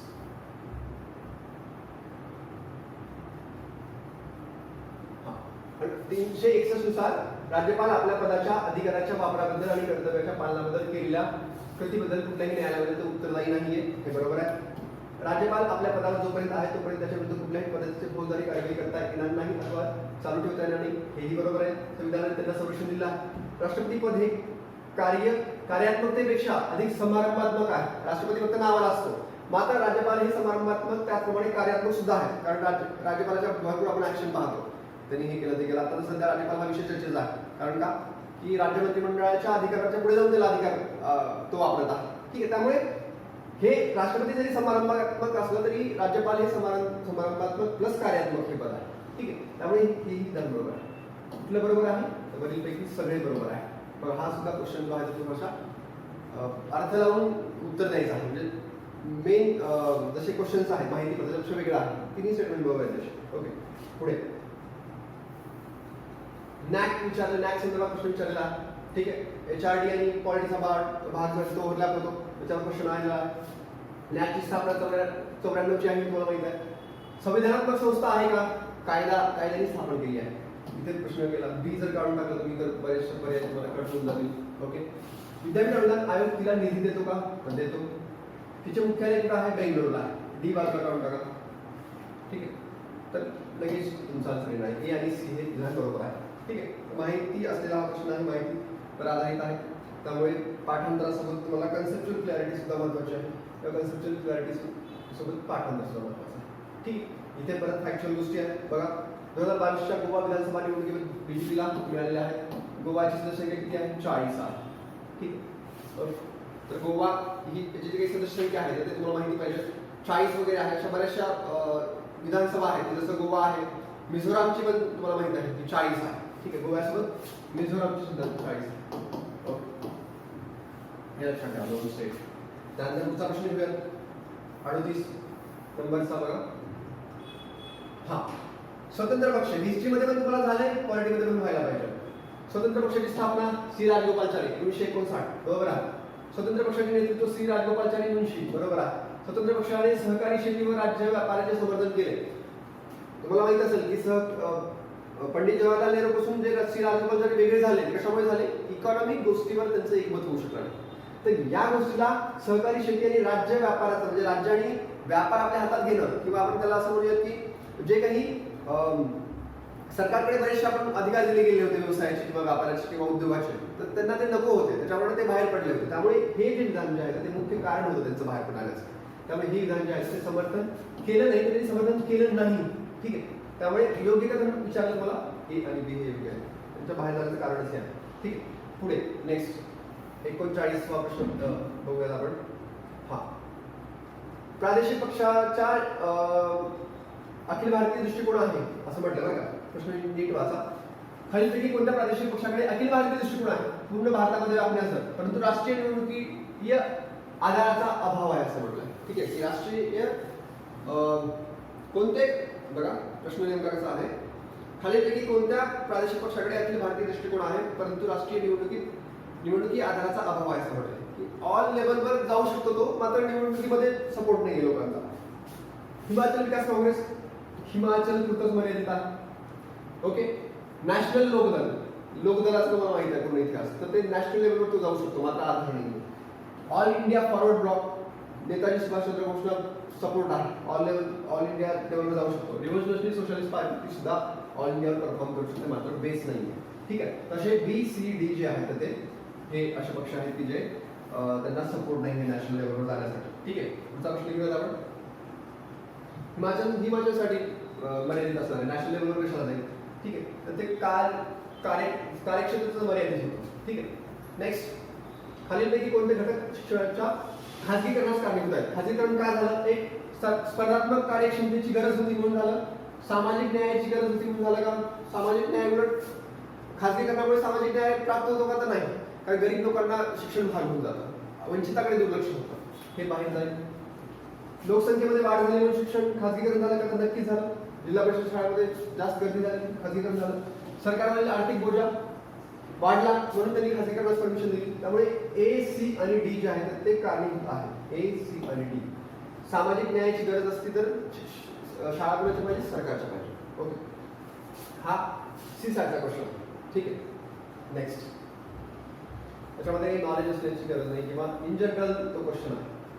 चला माहितीचा क्वेश्चन आहे परत एकदा. बहुजन समाज पक्षाने 2019च्या निवडणुकीमध्ये 10 जागा जिंकल्या, 2014च्या याच्यामध्ये 0 होतं बरोबर आहे. अखिल भारतीय तृणमूल काँग्रेसच्या निवडणुकीमध्ये 2019च्या निवडणुकीमध्ये किती जागा? त्यांना 22 जागा आहे. ठीक आहे. आणि 2014च्या 34 जागा आहे. ठीक आहे. 24 का 34 हा 22 आणि 34 बरोबर आहे. हे त्याच्या आहे म्हणजे हे चुकीचं आहे विधान. भारतीय राष्ट्रीय काँग्रेस पक्षाने 52 जागा आता, मागच्या वेळेस 44. हे पण बरोबर आहे. विचारलंय काय? योग्य विचारलंय. त्यामुळे ए आणि सी जे आहे ते योग्य असणार. ओके. चलो पुढे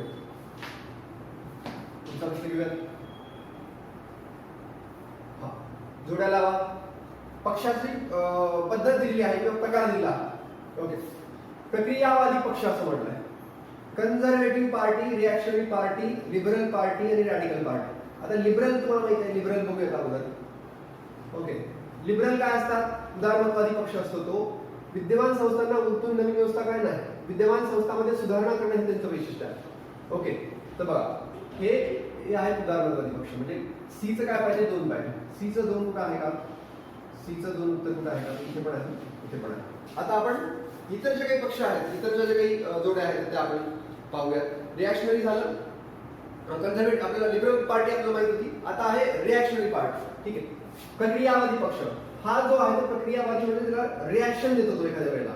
म्हणजे जुन्या सामाजिक आणि आर्थिक व राजकीय संस्थांना चिकटून राहतो, त्याला जर आपण विरोध केला तर तो रिॲक्शन देतो त्याच्यामध्ये. ठीक आहे, त्यामुळे एचं उत्तर जे आहे ते 4 असणार आहे. ठीक आहे, त्यामुळे एचं 4 कुठला पर्याय आहे, असा एकमेव पर्याय आहे. ठीक आहे, तर हे उत्तर तुमचं असणार आहे. याच्यामध्ये एक जरी जोडी आली तर तुम्ही त्याचा एक पद्धत आहे, ट्रिक तुम्हाला सांगतो कशा पद्धतीने असू शकतं.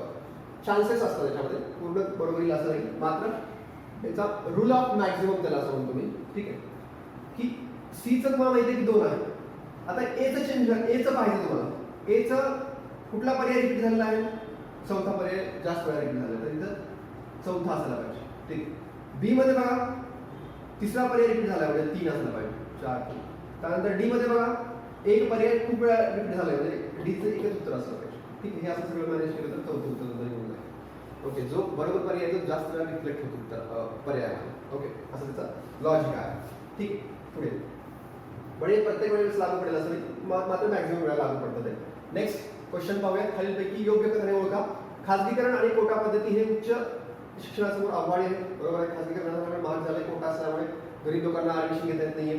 वैयक्तिक शिक्षण व नवकल्पना आणि सृजनशीलता यांना प्रोत्साहन हे उच्च शिक्षणासमोरचे आव्हान आहे. बरोबर आहे, तुम्हाला इनोव्हेटिव्ह बनवणं हे उच्च शिक्षणासमोरचं आव्हान आहे. दोन्ही विधानं बरोबर आहेत. ही कन्सेप्ट बघा परत एकदा, वेगळी आहे थोडीशी, सिलेबसच्या बाहेर आहे म्हणण्यापेक्षा आपण असं म्हणूया की थोडंसं लॉजिकल याच्या गोष्टीवर आधारलेले आहे. त्यामुळे दोन्ही विधान बरोबर याच्यामध्ये मी लिहू शकता. नेक्स्ट पुढचा प्रश्न घेऊया. योग्य कथने ओळखा. उच्च शिक्षण प्रोफाईल 2019-20 करंटचा प्रश्न आहे. त्याच्यामध्ये असं विचारलंय की भारताचे सकल नोंदणी प्रमाण हे 27 एवढे आहे. म्हणजे पहिली जेवढे मुलं जातात त्याचे उच्च शिक्षण घ्यायला किती मुलं जातात, 100 पैकी पहिली जर 100 गेले तर उच्च शिक्षणामध्ये 27 पोहोचतात. आणि हेच प्रमाण अनुसूचित जातीमध्ये, हेच प्रमाण SC मध्ये 23 आहे, तर ST मध्ये हेच प्रमाण 18. कुठली तर वेगळी माहिती तुम्हाला विचारलेली आहे, तुमच्या एरियाच्या बाहेर जाऊन विचारलेला क्वेश्चन आहे. ठीक आहे, 1, 2, 3 हे तिन्ही बरोबर आहे. ठीक आहे, म्हणजे सर्व बरोबर आहे. पुढचा प्रश्न घेऊया. 45 योग्य कथने ओळखा असं म्हटलंय. जगाच्या विविध भागातील काही वृत्तपत्रांनी वाचकांच्या तक्रारीची नोंदणी करण्यासाठी आणि त्या संस्थेतील पत्रकारांच्या कामगिरीचे सर्वेक्षण करण्यासाठी लोकपाल नियुक्त केली आहे. तर हे स्टेटमेंट बरोबर आहे. ठीक आहे, लोकपाल नियुक्त केली आहे. भारताचे निवृत्त न्यायाधीश PN भगवती यांनी इंडियन एक्सप्रेस वृत्तपत्राच्या लोकपालपदी त्यांची नियुक्ती करण्यात आली आहे. हे मात्र विधान चुकीचं आहे. ठीक आहे, तर PN भगवती हे खूप जुने आहेत आणि Indian express, the times of India वगैरे याच्यामध्ये असायला पाहिजे. ठीक आहे, तर हे सेकंड स्टेटमेंट जे आहे त्याच्यामध्ये एक करंटशी रिलेटेड क्वेश्चन आहे हा, त्यामुळे तुम्हाला करंटशी रिलेटेड माहिती जी आहे ती असली पाहिजे. ठीक आहे, त्यानंतर पुढचा प्रश्न घेऊयात आपण 46 वा. भारतीय वृत्तपत्र परिषदे संदर्भामध्ये खालील विधाने विचारात घ्या असं म्हटलं. वृत्तपत्र परिषद जी आहे, प्रेस काउन्सिल ऑफ इंडिया, त्याच्या संदर्भात प्रश्न आहे. पार्ट 2 मध्ये हे येतं सगळं. भारतीय वृत्तपत्र परिषदेच्या अध्यक्षाची निवड ही राज्यसभेचे अध्यक्ष आहेत, लोकसभेचे सभापती आहेत. परिषदेच्या सदस्यांमधून निवडलेले व्यक्ती 28 सदस्य जे आहेत त्यांच्याकडे केली जातात. लोकसभेचा अध्यक्ष आहे, लोकसभेचा सभापती असतो याच्यामध्ये आणि 28 लोक असतात, हे अध्यक्षाची निवड करतात. ओके, परिषदेच्या अध्यक्षाचा आणि सदस्यांचा कार्यकाळ हा 5 वर्षाचा आहे का नाही, 3 वर्षाचा आहे. निवृत्त झालेला सदस्य पुनर्नामांकनासाठी पात्र नसतो. 3 वर्षानंतर परत एकदा 3 वर्ष करू शकतो. बरोबर आहे असं विचारलं तर एक बरोबर आहे, बाकी चुकीचं आहे. ठीक आहे, नेक्स्ट. प्रेस काउन्सिल ऑफ इंडियाची स्थापना कधीची आहे? पहिल्यांदा 66 ला झाली, नंतर 76च्या कायद्याने परत 76 ला झाली, परत 79 ला. Okay, next 47. कस्तुरबा गांधी बालिका विद्यालय हे खुल्या वर्गातील ओपन साठी कुठलं स्कूल असेल का? असेल का ओपन साठी? नाहीये. ठीक आहे, कस्तुरबा गांधी बालिका विद्यालय हे अल्पसंख्याक आणि दारिद्र्य रेषेखालच्या मुलांसाठी उच्च प्राथमिक शाळा. ओके, बरोबर आहे. कस्तुरबा गांधी बालिका विद्यालय हे दारिद्र्य रेषेखालील मुलांतील कुटुंबातील मुलांना 25% आरक्षण देतं. म्हणजे हे काय, हे अल्पसंख्याक लोकांना 75% आरक्षण असतं त्याच्यामध्ये आणि 25% लोक हे BPL ते घेतात. ओके, म्हणजे मुली ओके, ह्या निवासी शाळा आहेत तुम्हाला माहिती आहे. आता ह्या 12वी पर्यंत आपण वाढवल्या, म्हणजे उच्च प्राथमिक पासून तर ते आता पूर्णतः माध्यमिक पर्यंत आपण ते वाढवलेलं आहे. उच्च माध्यमिक पर्यंत 12वी पर्यंत आता वाढवलेलं आहे आपण. ठीक आहे, त्यामुळे विधान कुठलं बरोबर येणार आहे याच्यामध्ये फक्त विचारले काय योग्य कथन तुम्हाला विचारलेलं आहे. तर बी आणि सी जे आहे ते योग्य कथन आहे, पहिलं चुकीचं आहे. ठीक आहे, नेक्स्ट 48 प्रश्न बघा. प्रतिस्पर्धी वृत्तपत्रात राजकीय बातम्या समान सामग्रीसह प्रकाशित होतात अशा अहवालांना पेड न्यूज म्हणून सूचित केले जातं. पेड न्यूज तुम्हाला माहिती आहे, मुद्दा म्हणून पब्लिसिटी करण्यासाठी न्यूज देणं म्हणजे पेड न्यूज. ठीक आहे, नामांकन अर्ज भरणे बाकी असलेल्या उमेदवाराच्या निवडणुकीतील यशाचा अंदाज लावणं, म्हणजे हा निवडून येईल हा निवडून येईल असं परत परत सांगणं, हे सुद्धा पेड न्यूजचा प्रकार आहे. ठीक आहे, हे दोन्ही अनोळखी स्टेटमेंट आहेत किंवा वेगळ्या गोष्टीवर विचारलेला प्रश्न आहे, दोन्ही स्टेटमेंट बरोबर आहे. ठीक आहे, यस. पुढचा प्रश्न घेऊया. 49 बघा काय म्हणताय. खालील धडे विचारात घ्या राज्य विधानसभा निवडणुकीच्या संदर्भामध्ये. राज्य विधानसभा निवडणूक आहे. ठीक आहे, उमेदवार ज्या मतदारसंघात निवडणूक लढविणार असेल केवळ त्याच मतदारसंघातील मतदार त्या उमेदवाराचे नाव सूचक म्हणून देऊ शकतो. तुम्हाला माहिती आहे की एखादा उमेदवार निवडणुकीसाठी उभा राहत असेल तर त्याला काय करतात, तो पक्षाचा असेल तर तो एक सूचक लागतो आणि तो पक्षाचा नसेल तर 10 सूचक लागतात. मग हे सूचक कुठले असायला पाहिजे तर त्याच मतदारसंघातले असले पाहिजे. ठीक आहे, विधान बरोबर आहे, लॉजिकल पण आहे, त्याच मतदारसंघातले असले पाहिजेत ना. ओके, उमेदवार ज्या मतदारसंघात निवडून लढविणार असेल अशा उमेदवाराचे नाव दुसऱ्या मतदारसंघातील मतदार यादीमध्ये नोंद असलेला मतदार देखील त्या उमेदवाराचे नाव सुचवू शकतो का तर नाही. ठीक आहे, त्यामुळे कुठलं बरोबर आहे, दोन विरुद्ध स्टेटमेंट आहे, दोन्हीपैकी एक बरोबर असणार आहे. ठीक आहे, त्यामुळे दोन्ही बरोबर दोन्ही चूक असलं तरी हे उत्तर येणार असेल त्या दोन्हीपैकी एक पहिले विधान बरोबर आहे. ठीक आहे, ते लॉजिकल आहे, ते त्याच मतदारसंघातलं पाहिजे. ओके, पुढचा प्रश्न घेऊयात आपण.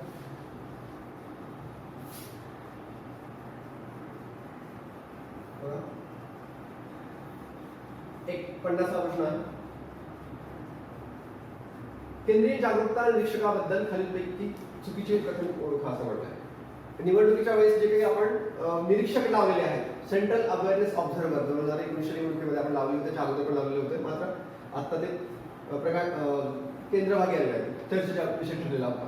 तर निवडणूक आयोगाने 16व्या लोकसभेत 2014 सर्वप्रथम केंद्रीय जागरूकता निरीक्षक नियुक्त केले होते. ठीक आहे, तर हे बरोबर आहे. केंद्रीय जागरूकता निरीक्षक लोकप्रतिनिधित्व कायदा 1951 च्या प्रसार माध्यमाशी संबंधित विविध पैलूंचे निरीक्षण करतात असं म्हटलं. ठीक आहे, प्रसार माध्यमांच्या वर निरीक्षण करणं किंवा टू फॅसिलिटेट वोटरचं पार्टिसिपेशन वाढवणं किंवा जास्तीत जास्त लोकांपर्यंत पोहोचणं हे त्यांचं काम होतं. ठीक आहे, त्यामुळे हे पण विधान बरोबर आहे. केंद्रीय जागरूकता निरीक्षक निवडक संवेदनशील मतदार केंद्रातील निवडणूक प्रक्रियेवर दिवसभर निरीक्षण करतात का नाही, याच्यासाठी मिलिटरी आहे किंवा इतर गोष्टी आहेत. ठीक आहे, किंवा तिथला जो कलेक्टर आहे त्याच्या अंतर्गत अशी समिती स्थापन केली जाऊ शकते. ठीक आहे, तर हे विधान चुकीचं आहे, विचारले चूक. केंद्रीय जागरूकता निरीक्षक कार्यक्षेत्र स्तरावर निवडणूक प्रक्रियेच्या कार्यक्षम व प्रभावी व्यवस्थापनाचे निरीक्षण करतात. ठीक आहे, तर हे त्याचे लक्ष ठेवण्यासाठी नाहीये, तर ते पार्टिसिपेट फॅसिलिटेट करणं निवडणूक प्रक्रिया. ठीक आहे, किंवा पार्टिसिपेशन फॅसिलिटेट करण्यासाठी हे आपण नेमलेले आहे. ठीक आहे, तर अशा पद्धतीनं हे झाले पहिले 50 प्रश्न. खालीलपैकी योग्य कथने ओळखा असं म्हटलेलं आहे. नोव्हेंबर 2019 मध्ये प्रेस इन्फॉर्मेशन ब्युरो मंत्रालयाच्या अंतर्गत तथ्य तपासणी युनिटची स्थापना करण्यात आली असं म्हटलेलं आहे. ठीक आहे, तथ्य तपासणीसाठी एखादं हे युनिट स्थापन केलेलं आहे. बघूया आता बरोबर आहे. त्यानंतर इलेक्ट्रॉनिक मीडियासाठी सर्व टीव्ही चॅनल्सने केबल टेलिव्हिजन नेटवर्क कायदा 1995 चे पालन करणे आवश्यक आहे. आता हा कायदा मला माहित आहे, त्यामुळे विधान बरोबर लिहू शकतो. 1995 चा हा कायदा आहे केबल टेलिव्हिजन नेटवर्क लॉ त्याला आपण असं म्हणतो. ठीक आहे, त्यानंतर डिजिटल बातम्यांसाठी सरकारने फेब्रुवारी 2021 मध्ये माहिती तंत्रज्ञान संहिता नियम अधिसूचित केले. ही सुद्धा करंटचाच भाग त्याच्यामध्ये आहे.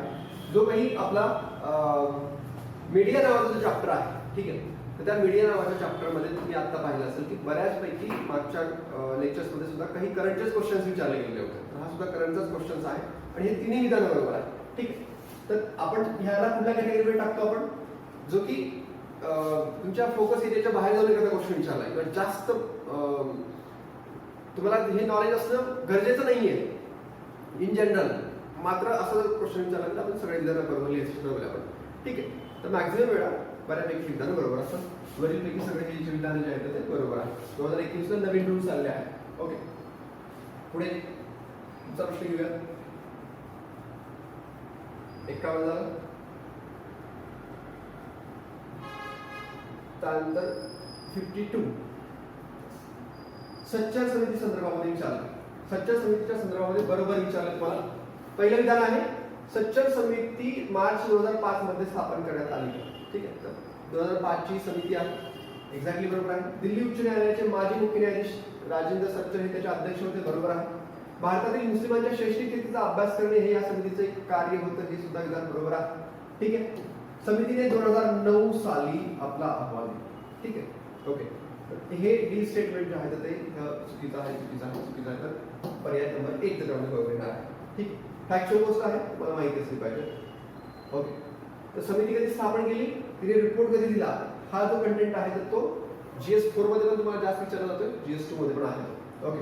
53 प्रश्न 53 अखिल भारतीय तांत्रिक शिक्षण परिषदेची स्थापना करण्यासाठी AICTE कायदा तयार करण्यात आला.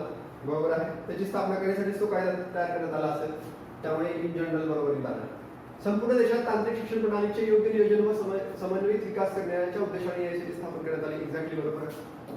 तांत्रिक शिक्षणाच्या प्रसाराच्या संदर्भात AICTE ची भूमिका बघण्यासाठी राष्ट्रीय कार्यगटाची स्थापना करण्यात आली असं म्हटलं. ठीक आहे. तर AICTE ची भूमिका तपासण्यासाठी national working group was constituted for to look into the role of AICTE in the context of proliferation of the technical education. तर हे पण गट स्थापन करण्यात आलं असेल त्याच्यामध्ये. परत हा क्वेश्चन कुठल्या कॅटेगरीमध्ये जातो, सेम कॅटेगरीमध्ये जातो. ठीक आहे. वरील पैकी सगळे जे आहे ते बरोबर आहे. ठीक आहे. पुढचा प्रश्न घेऊयात आपण. नेक्स्ट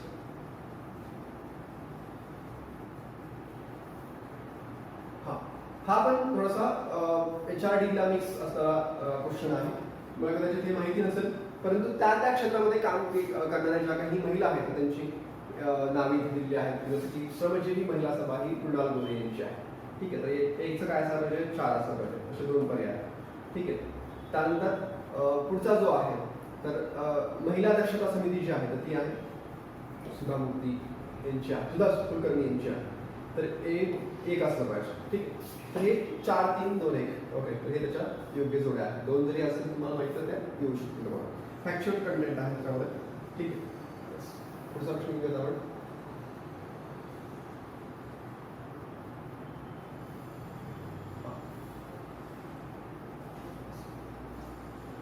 बघा काय विचारेल मला. जिल्हा निवडणूक अधिकारी हे मतदान केंद्राध्यक्ष व मतदान अधिकारी यांची नियुक्ती करतात असं म्हटलं. Okay. The district election officer appoint the presiding officer and polling officer. ठीक आहे. हे तुम्हाला माहिती पाहिजे. राज्यामध्ये एक CEO असतो. ठीक आहे. स्टेटचा एक इलेक्शन अधिकारी असतो. तो कोण नेमका, तर तो इलेक्शन कमिशन नेमतं. ठीक आहे. त्यानंतर त्याच्या पुढे एक डिस्ट्रिक्टचा एक अधिकारी असतो, डिस्ट्रिक्टच्या ठिकाणी. ठीक आहे. हे स्टेटच्या ठिकाणी एक अधिकारी असतो, इलेक्शन कमिशनच नेमतं, ECच नेमतं. डिस्ट्रिक्टच्या ठिकाणी एक ऑफिसर असतो, तो सुद्धा इलेक्शन कमिशनच नेमतं. ठीक आहे. त्यानंतर रिटर्निंग ऑफिसर ज्याला असं म्हणतो, मतदारसंघामध्ये एक प्रमुख असतो, तो सुद्धा इलेक्शन कमिशनच नेमतं. ठीक आहे. ओके. त्यानंतर इथून खाली जे काही ऑफिसर्स आहेत, ओके, मग ते पोलिंग ऑफिसर असतात जे पोल कंडक्ट करायला मदत करतात. आणि प्रिसाइडिंग ऑफिसर म्हणजे त्या ठिकाणचा प्रमुख असतो तो मतदान केंद्राच्या ठिकाणचा. तर हे 2 अपॉइंट करण्याचं काम मात्र डिस्ट्रिक्ट कलेक्टर जो आहे तर तो करतो, की जो डिस्ट्रिक्टचा हेड असतो. ठीक आहे. त्यामुळे पहिलं विधान बरोबर येते. दुसरं, केंद्रशासित प्रदेशाच्या बाबतीत रिटर्निंग अधिकारी हे मतदान केंद्राध्यक्ष व मतदान अधिकारी यांची नियुक्ती करतात. केंद्रशासित प्रदेशाच्या ठिकाणी मात्र हा जो रिटर्निंग ऑफिसर आहे RO, हा ठीक आहे, तर हा ROच काय करतो, त्याची निवड करतो पोलिंग ऑफिसर आणि प्रिसाइडिंग ऑफिसरची. ठीक आहे. तर हे रूल्स आहेत इलेक्शन कमिशनचे, त्याच्यामध्ये तुम्हाला हे मिळून जाईल. परत आपण याला कुठल्या कॅटेगरीमध्ये टाकू शकतो, की जो अनरूट क्वेश्चन्स आहे किंवा जे काही खूप डीपमध्ये इन्फॉर्मेशन विचारलेली आहे ती सगळी बरोबर आहे. ओके. त्या कॅटेगरीमध्ये हा प्रश्न टाकू शकतो आपण. ठीक आहे. पुढचा प्रश्न बघा. इन जनरल तुम्हाला माहिती असायला पाहिजे, प्रत्येक मतदान केंद्र निवडणुकीच्या दिवशी 8 तास खुलं असतं. मागच्या काही अशा सेन्सिटिव्ह ठिकाणी 9 तास वगैरे पण खुलं असतं, किंवा काही ठिकाणी आपण ठेवलं होतं. ओके. मात्र 8 तास कंपल्सरी आहे. आणि प्रत्येक मतदारापासून 2 किलोमीटरच्या आत जे काही केंद्र आहे ते सुद्धा सुनिश्चित करणं निवडणूक आयोगावर जबाबदारी आहे किंवा कंपल्सरी आहे. तर हे दोन्ही विधान परत त्या कॅटेगरीमध्ये दोन्ही कथने योग्य आहे. ओके. पुढे बऱ्यापैकी अनोळखी जे काही स्टेटमेंट दिले आहेत तर ते त्याला कसं डील करायचं हे तुम्हाला याच्यामध्ये कळून जाईल. फेक न्यूजच्या संदर्भामध्ये खालीलपैकी अयोग्य कथन ओळखा. फेक न्यूज तुम्हाला माहित आहे की फेक न्यूज जसं की कोरोनाच्या चिपमध्ये वगैरे हे आहे डिटेक्ट करण्यासाठी वगैरे असं मागे फेक न्यूज होती तशा पद्धतीनेच.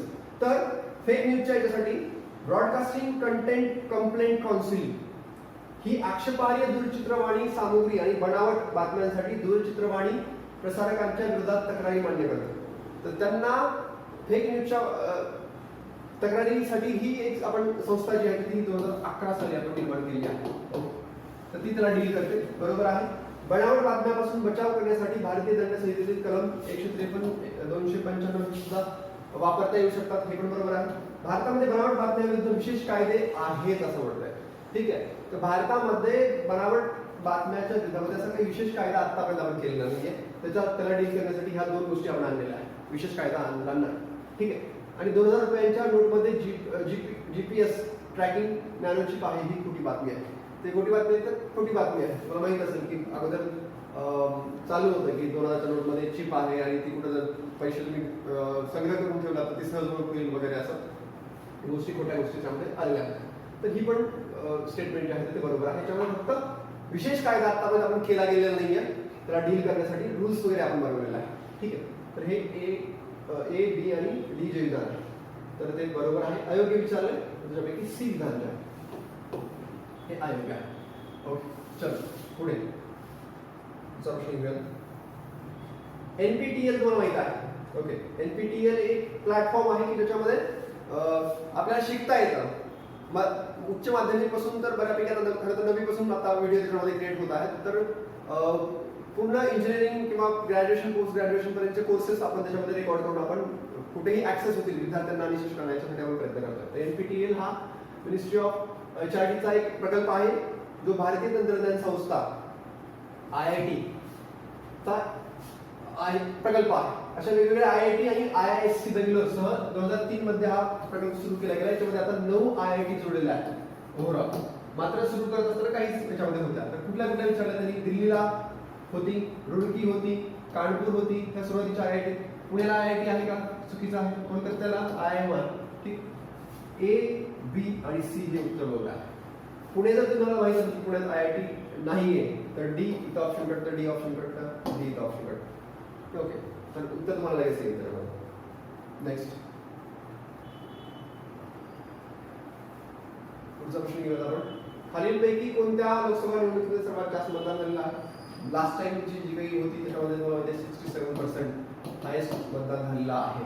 ओके याच्यामध्ये महिलांचं सुद्धा सगळ्यात आतापर्यंत हायेस्ट मतदान झालेलं आहे मागच्या निवडणुकीमध्ये. फॅक्च्युअल का? बरोबर. पुढे पुढचा प्रश्न घेऊया. यशपाल समितीने कोणत्या शिफारशी केल्या आहेत असं म्हणतोय? यशपाल समिती शिक्षण संदर्भामध्ये आहे. ओके बरोबर आहे. बरं काय सांगितलंय तर 1993 ला आपण हे ओझा विना अध्ययन वगैरे अशा गोष्टी आहेत त्याच्यासाठी आपण ही स्थापन केलेली समिती आहे. ओके शिक्षक विद्यार्थी गुणोत्तर एकाच 30 असावं हे तर कधीपासून चाललंय. सुरुवातीपासून 1968च्या धोरणापासून चाललंय. तर तेच स्टँडर्ड प्रमाण आहे. हे इन जनरल सत्य आहे की जे ती पण सांगेल. इलेक्ट्रॉनिक्स माध्यमाचा वापर केला जातो. 93चा काळ आहे. बरोबर आहे. 95 पासून आपण इंटरनेट वगैरे ते वापरतो किंवा ज्या पासून वापर करतो आपण. मात्र तो काळ बरोबर ही शिफारस सांगणार आहे. शाळकरी मुलांना जड पुस्तके शाळेत नेण्याची सक्ती नसावी. ही निमलीत कमिटी कशासाठी आहे? ओझा विना अध्ययनासाठी. म्हणजे ओझं होऊ नये अध्ययनाचं. जास्त जड पुस्तकं नको आहेत किंवा अभ्यासक्रम नको आहे. बरोबर आहे. शिक्षण आनंददायी असले पाहिजे. जनरल सत्य आहे. ठीक आहे. त्यामुळे 1 2 3 4 ऑल स्टेटमेंट आहेत त्याच्यात बरोबर आहेत. तर ते इन जनरल स्टेटमेंट आहे. ओके तर असे स्टेटमेंट सहज तुम्हाला ओळखता येतील.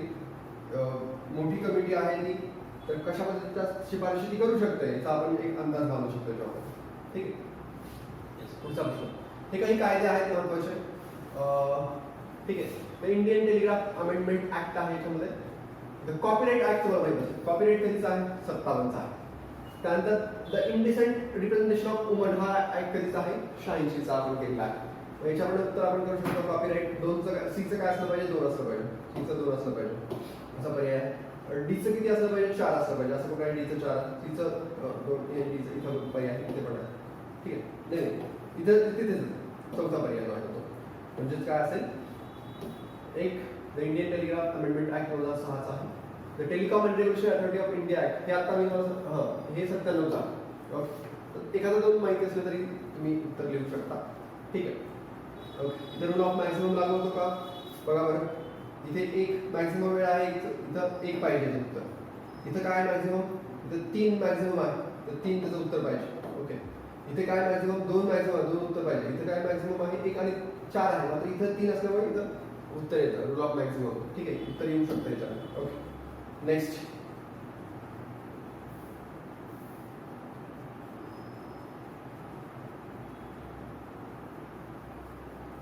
दुसरा प्रश्न घेऊया. परिसीमन आयोग डिलिमिटेशन कमिशन संदर्भामध्ये हा प्रश्न आहे. कोणती विधाने बरोबर आहेत असं विचारलं. आर्टिकल भारतीय राज्यघटनेच्या 882 संसद परिसीमन कायदा करते, हे बरोबर आहे. आर्टिकल 82 मध्ये सांगितलं. परिसीमन आयोग 5 वेळा असं म्हटलंय, ते चुकीचं आहे. 4 वेळा 52, 63, 73, 2008 ला नाहीये. ठीक आहे, तर 4 वेळा हे विधान चुकीचं आहे. बी बरोबर विचारलंय. डी बाजूला काढा, डी बाजूला काढा, उत्तर आलं. ठीक आहे, एवढा वेळ घालायची पण वेळ नाही, गरज नाही, पण वाचून घेऊया. लोकसंख्येच्या प्रमाणात सर्व घटकांना समान प्रतिनिधित्व देणे हे परिसीमन आयोगाचे कार्य आहे. एक्झॅक्टली बरोबर. परिसीमन आयोग ही उच्च अधिकारी असलेली संस्था आहे जिच्या आदेशांना कोणत्याही न्यायालयात प्रश्नांकित करता येत नाही, न्यायालयाच्या मध्ये इंटरफेअर करता येत नाही परिसीमन आयोगाच्या. ओके, 5 वेळा नाही, 4 वेळा परिसीमन आयोग. ठीक आहे. येस. पुढे भारतीय राजकीय पक्षांच्या कालानुक्रमाने त्यांचा क्रम लावा असं विचारला आहे. तर हे महत्वाची गोष्ट आहे, त्यामुळे तुम्हाला माहिती पाहिजे. शिरोमणी अकाली दल तुम्हाला माहिती आहे 1900.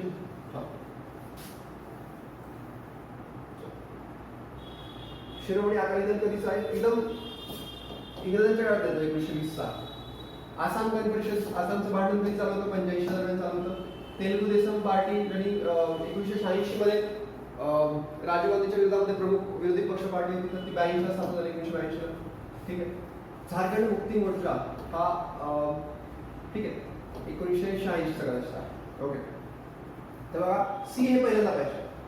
ओके, तर मग अशा पर्याय कुठे तिथे आहे. त्यानंतर तेलुगू देसम पार्टी पाहिजे. Okay, Telugu Desam party. B B आहे का याच्यामध्ये, तर बी नाही, म्हणजे ए अगोदर पाहिजे. हे 1976.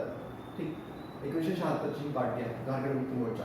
त्यामुळे याचं उत्तर काय असणार आहे, सी, ए, डी आणि बी आणि डी असणार आहे. ठीक आहे का. दुसरे करूया 63.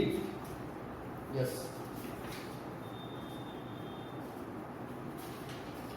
हा झारखंड मुक्ती मोर्चा हा 72 ची ही पार्टी आहे. ओके, तर हे 1972 ची झारखंड मुक्ती मोर्चा पार्टी. त्याच्यानुसार आपण पाहिलं तर तसा क्रम त्याच्यामध्ये येणार आहे. सी, ए बरोबर आहे, तर आपलं येऊन जाईल त्याच्यामध्ये. Okay, next.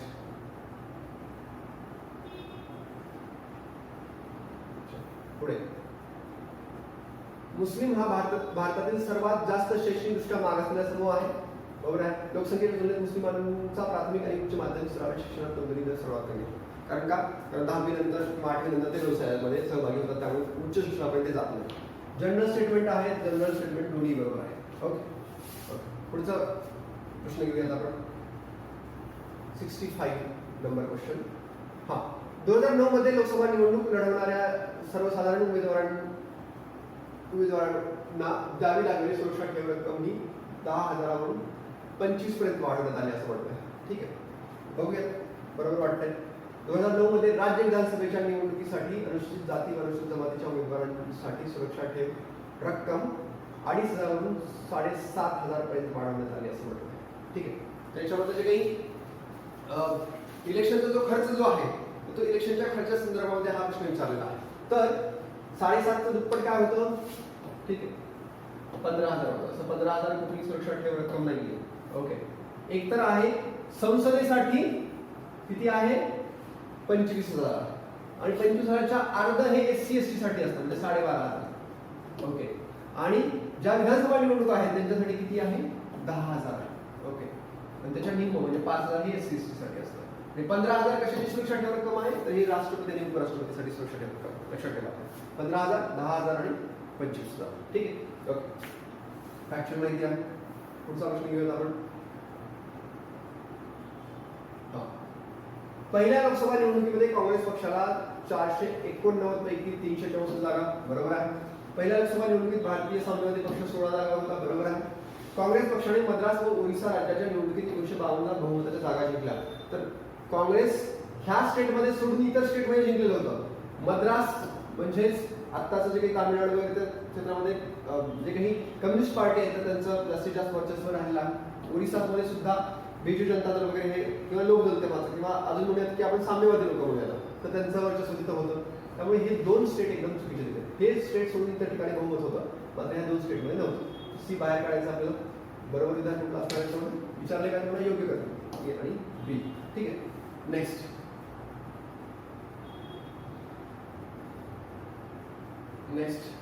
Question number 67.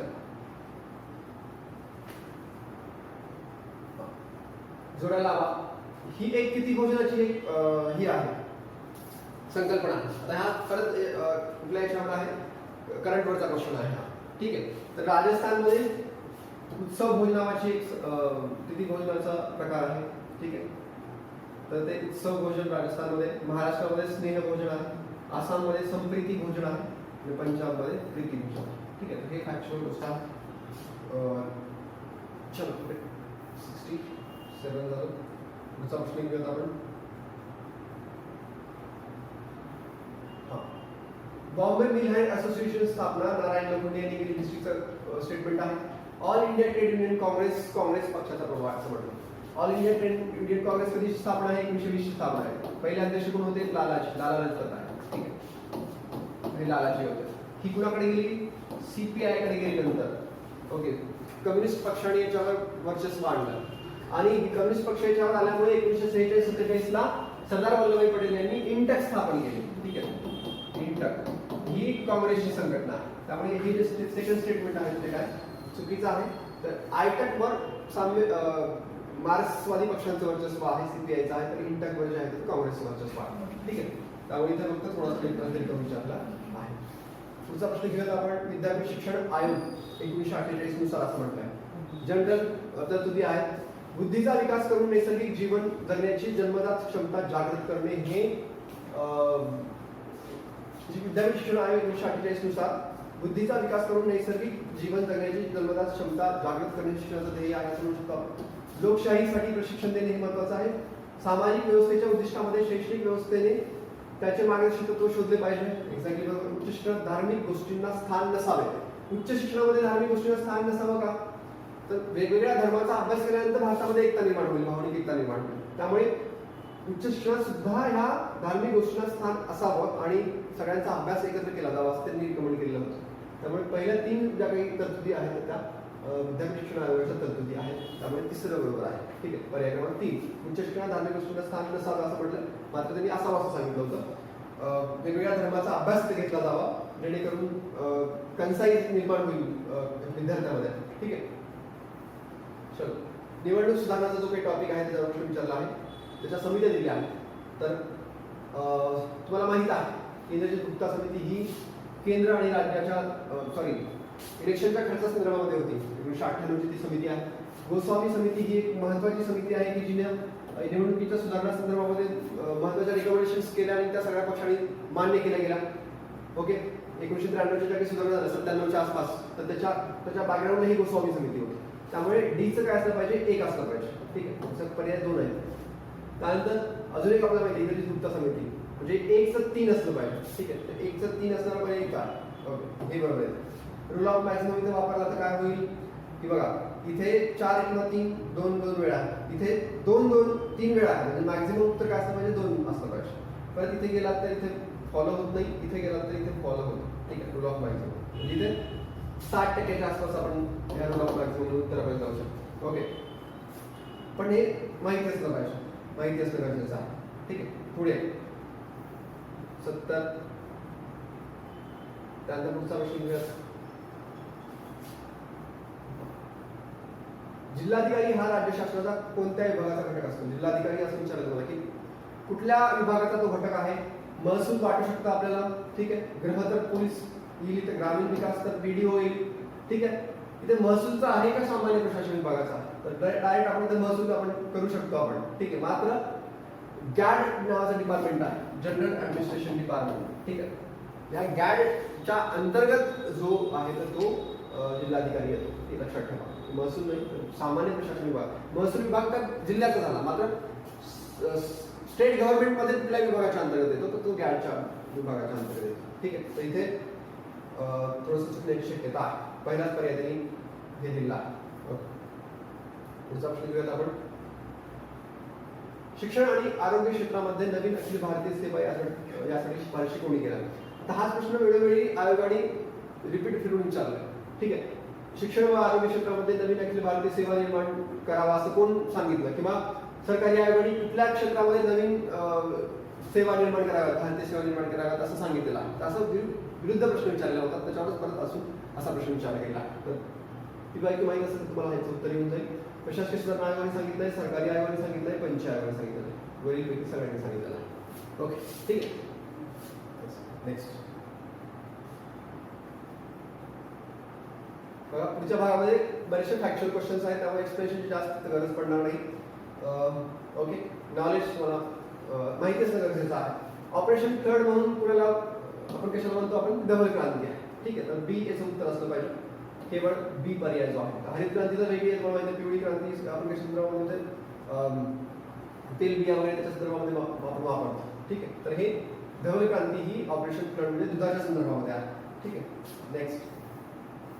नव उदार धोरणे मुख्यतः यावर भर देतात असं म्हटलंय. म्हणजे लिबरलायझेशन एलपीजी जे आलेलं आहे तर ते कशावर भर देतं? बघा, बाजार अर्थव्यवस्थेवर भर देतं का? बरोबर आहे. सरकारची भूमिका कमी करतं ते, बाजार अर्थव्यवस्थेला जास्त भर देतं. कल्याणकारी अर्थव्यवस्था आहे का? कल्याणकारी अर्थव्यवस्था म्हणजे सरकारच्या हातात सगळं असतं, तर हे एलपीजी मध्ये मान्य नाहीये. मिश्र अर्थव्यवस्था आहे का? काही सरकारच्या हातामध्ये, काही प्रायव्हेट मध्ये, तर ते पण मान्य करत नाही. कारण आपण असं म्हणतो की भारताचा प्रवास हा मिश्र अर्थव्यवस्थेकडनं बाजार अर्थव्यवस्थेकडे होतोय, तर बाजार अर्थव्यवस्थेकडे होण्याची सुरुवात एलपीजी पासून झाली आहे. मिश्र अर्थव्यवस्था हा आपला पर्याय चुकीचा. चिंताजनक क्षेत्रातील गुंतवणूक कमी करणं कोण कमी करते?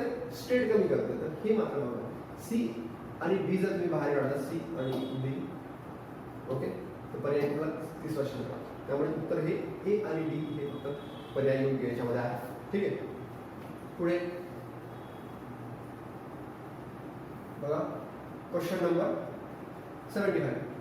ई शासन म्हणजे स्मार्ट शासन, नागरी वाटचाल करणे. यामध्ये आर चा अर्थ काय असू शकतो स्मार्ट मध्ये? ठीक आहे, तर स्मार्ट मध्ये आर चा काय अर्थ असू शकतो? रेग्युलेटिव्ह, सरकारची रेग्युलेटिव्ह भूमिका उलट आपण कमी करतोय. ठीक आहे, रिप्रेझेंटेटिव्ह, हे तर राजकीय भागामध्ये यायला पाहिजे. रिॲक्टिव्ह, रिॲक्ट नाही झालं पाहिजे. ठीक आहे, रिस्पॉन्सिव्ह, प्रतिसादात्मक भूमिका असली पाहिजे. ठीक आहे, जनरल जरी तुम्हाला माहित असेल त्याचा तरी ते उत्तर येऊन जाईल. ठीक आहे, पुढचा प्रश्न घेऊयात आपण. हे ऍक्च्युअल गोष्टी आहेत. टी एन सेशन कधी होते तुम्हाला माहिती असलं पाहिजे. ठीक आहे, तर हे टी एन सेशन जे आहे तर ते 1993 च्या काही सुधारणा केली आहे तर त्याच्या मध्ये ते होते. त्यामुळे इथे टी एन सेशन पर्यंत आपण जाऊ शकतो. 93 तर इथे नाहीये, मात्र 89 वगैरे आहे. ठीक आहे, तर 3 असलं पाहिजे. 1चं ठीक, तर 1चं 3 असले पर्याय इथे आहे. 2चं बऱ्यापैकी 2च आहे. इथे बघा मल्टिपल काय आहे? 2 आहे तिसऱ्या कप्प्यामध्ये. ओके, तर कदाचित 4चा आन्सर असू शकतो. ओके, तर इथं आपल्याला फक्त एकच जोडी माहिती आहे, पण इथे सुरुवातीपासूनच्या ज्या काही जोड्या आहेत त्या तुम्हाला विचारलेलं आहे. त्याचं योग्य उत्तर जे आहे 76चं. तर बघा, क्रमांक 1चं त्याचा आन्सर आहे. ठीक आहे, म्हणजे इथे जो रूल ऑफ मॅक्सिमम आपण लावला होता की 4-5 क्वेश्चन आपण त्याचे पाहिले, त्याच्यापैकी एक क्वेश्चन आपला फक्त चुकतोय रूल ऑफ मॅक्सिमम म्हणजे जवळपास 75% त्याच्यामध्ये ऍक्युरेसी येऊ शकते तुम्हाला त्याच्यामध्ये. ठीक आहे, तर हे टी एन सेशनचं जे काही हे आहे तर ते मार्च 89 ते डिसेंबर 89 आहे. त्यानंतर सुखथनकर हे 53 ते 57 मध्ये होते. खेरा जे आहे तर ते 62 ते 64 मध्ये होते. आणि जोशी जे आहे फॅक्च्युअल गोष्टी आहेत त्याच्यामध्ये, एक तर तुम्हाला येईल नाही तर तुमचं चुकणार आहे. ठीक आहे, त्याच्यामुळे जे काही महत्वाचे जे काही हे आहेत आपण म्हणूयात की संस्था आहेत किंवा अध्यक्ष आहेत, सीजे असेल, कॅग असेल, मानवी हक्क आयोगाचे अध्यक्ष असतील, हे तुम्हाला माहिती असलं पाहिजे क्रमानुसार वगैरे. पुढे योग्य विचारलं तुम्हाला योग्य विधान. जागतिकीकरणाच्या भावनेचा अर्थ असा आहे की धोरण निर्मात्यांनी जागतिक संदर्भात अजेंडा निर्मिती आणि समस्या व्याख्यात करणे याचा विचार केला पाहिजे. ठीक आहे, जनरल स्टेटमेंट आहे. प्रत्येक देशातील धोरणकर्ते समृद्धी, मंदी, नैराश्य आणि पुनर्प्राप्ती या आंतरराष्ट्रीय आर्थिक चक्राद्वारे तयार केलेले धोरण संदर्भ सामायिक करतात असं म्हणतात. ठीक आहे, जनरल स्टेटमेंट आहे. ठीक आहे, तर जनरल स्टेटमेंट आपण हे करू शकतो. दोन्ही बरोबर आहेत, सिलेबसच्या वर्ष बाहेर आहेत किंवा अवघड प्रश्नातून आहेत असं आपण समजू शकतो. दोन्ही विधान आपले हे बरोबर लिहायचे आहेत. ओके, चल पुढे. हा खालीलपैकी एक हरित क्रांतीशी संबंधित नाही असं म्हटलं, नाही असं म्हटलं बरं का. नवीन कृषी धोरण जाहीर केलं होतं आपण, ते असू शकतं. कृषी वनीकरण तंत्रज्ञान, ॲग्रो फॉरेस्ट्री ही वेगळी संकल्पना आहे, बघूयात. आधुनिक कृषी तंत्रज्ञान, तर हे तर कृषी हरित क्रांतीचं हे आहे, आपण काय म्हणूया की बेस आहे. बियाणे खते आणि पाणी तंत्रज्ञान हे सुद्धा बेस आहे. म्हणजे इथे सी आणि डी तर असायलाच पाहिजे. संबंधित नाही असं म्हटलंय तर सी आणि डी तर असायला पाहिजे. सी पाहिजे, डी पाहिजे, त्यानंतर डी असायलाच पाहिजे. त्यानंतर ए नवीन कृषी धोरण सुद्धा त्याचा एक पार्ट असलं पाहिजे. फक्त नसलं पाहिजे काय तर नवीन वनीकरण तंत्रज्ञान हे फॉरेस्ट्री संदर्भामध्ये, ॲग्रो फॉरेस्ट्री संदर्भामध्ये, कृषी तंत्रज्ञानामध्ये येत नाही किंवा ग्रीन रिव्होल्यूशन मध्ये येत नाही. Okay, yes. पुढे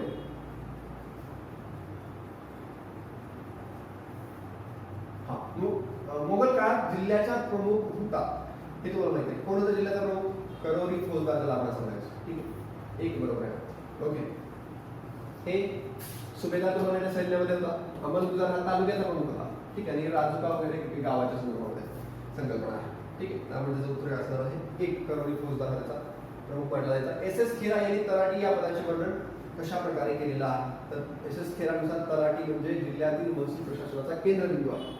त्याला king pin of revenue administration in district असं म्हटलं, कारण तलाठीशिवाय काहीच होत नाही, हे तुम्हाला माहिती आहे. ठीक आहे, ओके. तर हे डायरेक्ट स्टेटमेंट हे गव्हर्नन्सचं जे पुस्तक आहे लक्ष्मीकांतचं त्याच्यामधून आहे, ते तुम्हाला वाचायचं आहे पुस्तक. नेक्स्ट पुढचा प्रश्न घेऊयात आपण. संघटनेच्या मानवी संबंध सिद्धांताचे घटक आहेत असं म्हटलं. जे संघटनेचे वेगवेगळे सिद्धांत मांडलेले आहेत त्याच्यामध्ये मानवी संबंध सिद्धांताचे विचारले. ठीक आहे, पूर्ण संघटनेचा अभ्यास करत असताना त्याच्यामध्ये मानवी संबंध कसे आहे त्याला सुद्धा सगळ्यात जास्त महत्व दिलं गेलं पाहिजे, ही एक संकल्पना आहे. त्याच्यामध्ये बघा, व्यक्ती संघटनेच्या मानवी संबंध सिद्धांताचा भाग असायलाच पाहिजे. अनौपचारिक संघटना ही सुद्धा त्याचा भाग असला पाहिजे. सहभागी व्यवस्थापनाचे सगळे ते पण असलं पाहिजे. संघटनेची तत्वे, संघटनेचे घटक विचारले, संघटनेचे तत्व नाही विचारले तुम्हाला. हा वेगळा भाग आहे ना, डी हा वेगळा भाग आहे ना. डी बाजूला काढा, डी बाजूला काढा, डी बाजूला काढा, ए बी सी. ठीक आहे, संघटनेचे घटक, संघटनेचे तत्व हे वेगळे, संघटनेचे उद्दिष्ट वेगळे असलं पाहिजे. संघटनेचे तत्व याच्यामध्ये विसरलेले आहे.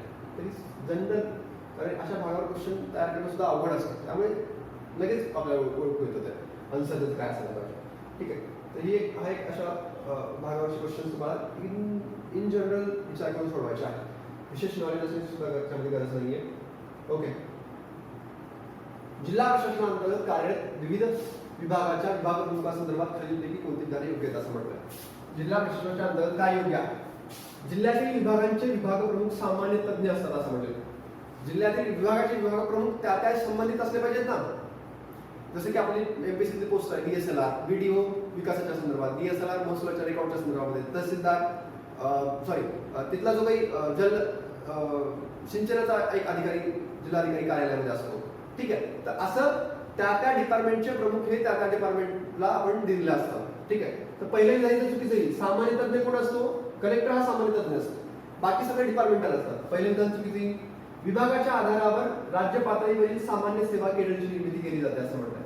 विभागाच्या आधारावर राज्य पातळीवरील सामान्य सेवा केंद्राची निर्मिती केली जाते का? तर नाही. तुम्हाला माहिती आहे की एमपीएससीची एकच परीक्षा होते, त्याच्यामध्ये व्हिडिओ पण निवडला जातो, तहसीलदार पण निवडला जातो, डीवायएसपी पण निवडला जातो. तर विभागामध्ये वेगळ्या परीक्षा होतात का? तर नाही होत. ओके, हे पण विधान चुकीचं आहे. तिसरं विधान आहे विभाग प्रमुख हे संबंधित राज्य विभागांच्या नियंत्रण व पर्यवेक्षणाखाली कार्य करतात का? तर बरोबर आहे की कलेक्टर ऑफिसच्या अंतर्गत जे काही त्या विभागाचे प्रमुख आहेत ते राज्याच्या अंतर्गत काम करणार आहेत. ओके, जिल्हाधिकारी हा जिल्हा पातळीवरील विविध विभागांच्या विभाग प्रमुखांच्या कार्याचे समन्वयाने परीक्षण करतो, हे त्याचं मेन काम आहे. सी आणि डी जे आहेत ते आहे का पर्यंत? सी आणि डी हे योग्य विधान आहे. ठीक आहे, समजतंय? नेक्स्ट पुढे, कोणी म्हटले की पंजाबमधील हरित क्रांती हा काही चमत्कार नाही. 60च्या दशकाच्या मध्यात त्याच्या यशासाठी खालील पूर्व आवश्यकता अस्तित्वात असल्यामुळेच ते घडले. हरित क्रांती का घडू शकली? कारण हे होतं. काय काय होतं? जमीन एकत्रित आणि समतलीकरण होतं. मालकीची शेती, ज्यामुळे जमिनीत दीर्घकालीन भागीदारी होणं गरजेचं होतं. ग्रामीण सुसंचन म्हणजेच काय? रुरल कम्युनिकेशन होतं, रुरल इलेक्ट्रिफिकेशन होतं, म्हणून ते सक्सेस झालं. असं कोण म्हटलंय? आता शेती संदर्भात विचार केलाय आपण हरित क्रांती संदर्भामध्ये. हरित क्रांती संदर्भात कोण कोण इथं व्यक्ती संबंधित आहेत? Norman Borlaug, M S Swaminathan. ठीक आहे, ओके. एम एस स्वामीनाथन हे भारतात आहे. ठीक, तर हे इन जनरल आपण नॉलेज किंवा आपण लॉजिक लावून सोडू शकतो. MS स्वामीनाथन असले पाहिजे त्यांनी म्हटलं हे विधान आहे. ठीक आहे, पुढचा प्रश्न. भारतातील कार्यकारी मंडळामध्ये धोरण तयार करण्यात समावेश असलेल्या मुख्य संस्था कोणत्या? ज्या धोरण तयार करतात देशाचं किंवा कुठल्याही टप्प्यावरचं, राज्य जिल्हा पातळीवरचं, ठीक आहे, तर त्या संस्थात मला विचारलेल्या आहे. कॅबिनेट आहे का? म्हणायला पाहिजे कॅबिनेट करू शकतं. पंतप्रधान आणि त्याचं कार्यालय PMO करू शकतं. प्रस्तावित संस्था तर आपण महत्वाचे राष्ट्रीय विकास परिषद NDC बरखास्त केले आपण नसणार आहे. सचिवालय, विभाग, मंत्रालय हे तर पॉलिसी निर्माण करण्यामध्ये महत्वाची गोष्ट आहे. दबावगट करतात का? दबावगट फक्त प्रभाव टाकू शकतात एखाद्या मुद्द्यावर, मात्र पॉलिसी निर्माण करण्यामध्ये त्यांचा काही सहभाग नाही. समाविष्ट असलेल्या संस्थात मला विचारलेलं आहे. तर D तर तुम्हाला बाहेर काढायला लागेल याच्यामध्ये. ठीक आहे, तर D इथं आहे, D इथं आहे. दोन पर्याय झाले, त्या दोन पर्यायापैकी निवडायचं आहे. आणि दबावगटचं तुम्हाला दबावगट आणि दुसरं काय आहे F आणि E काय? E सचिवालय आणि विभाग हे तर महत्वाचा भाग आहे, त्यामुळे ईला बाहेर काढू शकत नाही आपण, F ला बाहेर काढू शकतो. उत्तर आहे 3. ठीक. इथे नेक्स्ट बघा. हा, जिल्हाधिकाऱ्याचे कार्यालय 1973 मध्ये निर्माण आणि समाप्त केले गेले आणि पुन्हा ते 1976 मध्ये पुनर्स्थापित केले गेले. ठीक आहे, तर जिल्हाधिकाऱ्याचं कार्यालय 1973 मध्ये 72, तुम्हाला माहिती आहे की हे 1972 ला जिल्हाधिकाऱ्याचं पद निर्माण केलं पॉल डिस्ट्रिक्ट यांनी. बरोबर आहे. ठीक आहे, एकतर 72 निर्माण केलं गेलं. फक्त त्याच्याकडे काही अधिकार जे आहेत महत्त्वाचे ते काढून न्यायिक अधिकार काढून घेऊन 1986 ला परत त्याला परत दिले गेले होते. त्यामुळे हे विधान एकदम चुकीचं आहे. उपजिल्हाधिकारी आणि उपदंडाधिकारी पदाची निर्मिती 1983 साली केली गेली, जवळपास बरोबर आहे. ठीक आहे, तर सॉरी इथे पण 1833 पाहिजे, कारण तुम्हाला माहित आहे की 1833 ला बेंटिंग जो होता, बेंटिंगच्या काळामध्ये उपजिल्हाधिकाऱ्याचं पद निर्माण केलं. ठीक आहे, हे पण थोडंसं जवळपास चुकीचं होऊ शकतं. सायमनने शक्तिशाली जिल्हाधिकाऱ्याला 1930 साली समर्थन दिले नव्हते. सायमन हे इंग्रजांचं कमिशन होतं, जिल्हाधिकाऱ्याला ते सपोर्ट करणारच. ठीक आहे, हे पण चुकीचं त्यामध्ये येऊ शकतं. आयोगाने हा क्वेश्चन कॅन्सल केला कारण एक्झॅक्ट त्याचं उत्तर सांगता येत नाही. ओके, ठीक आहे, चलो पुढे.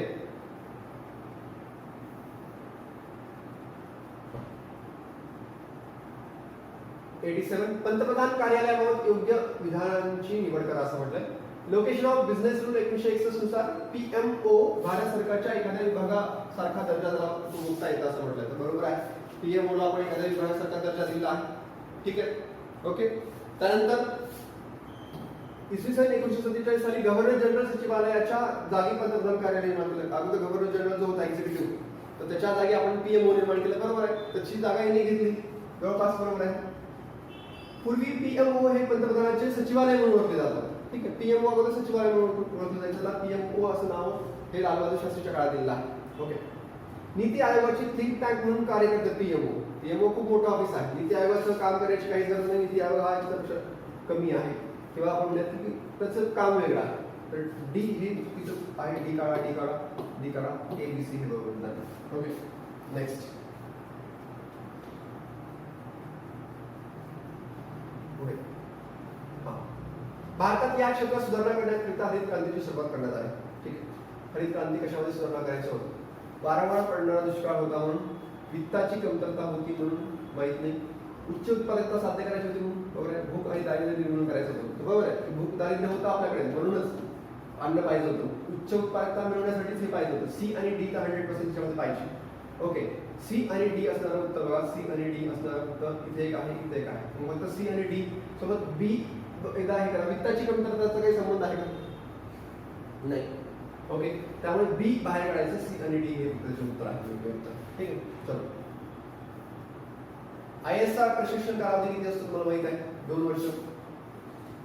IFS खूप मोठा आहे, त्याचं ट्रेनिंग खूप मोठं आहे, 36 महिने. IPS 27 महिने. याच्यामध्ये त्याचा विभाग नाही केला. 4 महिन्याचा पहिला कोर्स, नंतर मग सँडविच पॅटर्न मध्ये पहिल्यांदा काही 5-6 महिने आहेत, मध्ये 1 वर्षाचं ट्रेनिंग आहे, डिस्ट्रिक्ट अटॅचमेंट आहे, नंतर परत अजून 4 महिन्याचा कोर्स आहे, नंतर मग शेवटी 3 ते 4 महिन्याचं परत प्रशिक्षण आहे. वेगवेगळे त्याचा कालावधी आहे, वेगवेगळं पॅटर्न आहे त्याच्यामध्ये. जसं की कलेक्टरला IS ला 1 वर्षाचं डिस्ट्रिक्ट अटॅचमेंट असतं, तसं IPS ला 8 महिन्याचं असतं. ठीक आहे, तर ओव्हरऑल कालावधी विचारलं तुम्हाला. तर हे 24 महिने आय एसचा आहे, IFSचा 36 महिने आणि IPSचा पेक्षा कमी आहे IFS पेक्षा. ठीक आहे, चला पुढे. तलाठी हा ग्राम लेखापाल असतो व गावातील महसूल खाती आणि जमिनीच्या नोंदी ठेवण्याचा प्रभाव त्याच्याकडे असतो. इन जनरल त्याचं काम आपण म्हणू शकतो. मंडल अधिकाऱ्याकडे महसूल प्रशासन आणि प्रत्येक गावाच्या जमिनीच्या नोंदीवर देखरेख ठेवण्याची जबाबदारी असते. तर हे दोन्ही विधान जे आहेत ते बरोबर आहेत, कारण तलाट्यावरचं जे काही काम आहे तर ते मंडल अधिकारी करत असतो. ठीक आहे, दोन्ही विधाने बरोबर आहेत त्याच्यामध्ये. येस. रॉयल कमिशनच्या विकेंद्रीकरणाचा अहवाल खालीलपैकी कोणती विधान बरोबर आहे असं म्हटलं. रॉयल कमिशनने काय सांगितलं, जिल्ह्याचे ग्रामक्षेत्र एवढं असावं, सरासरी लोकसंख्या एवढी असावी, जिल्हा दंडाधिकारी हा जिल्ह्याचा प्रमुख असेल असं म्हटलं.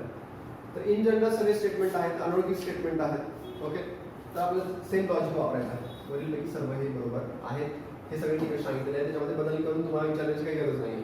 ठीक आहे, खूप जास्त फॅक्च्युअल माहिती आहे त्याच्यामध्ये. ओके, पुढे. केंद्रीय सेवा श्रेणी 2 गट ब बाबतीत खालीलपैकी कोणाला शिस्तभंगाची कार्यवाही करण्याचा अधिकार आहे.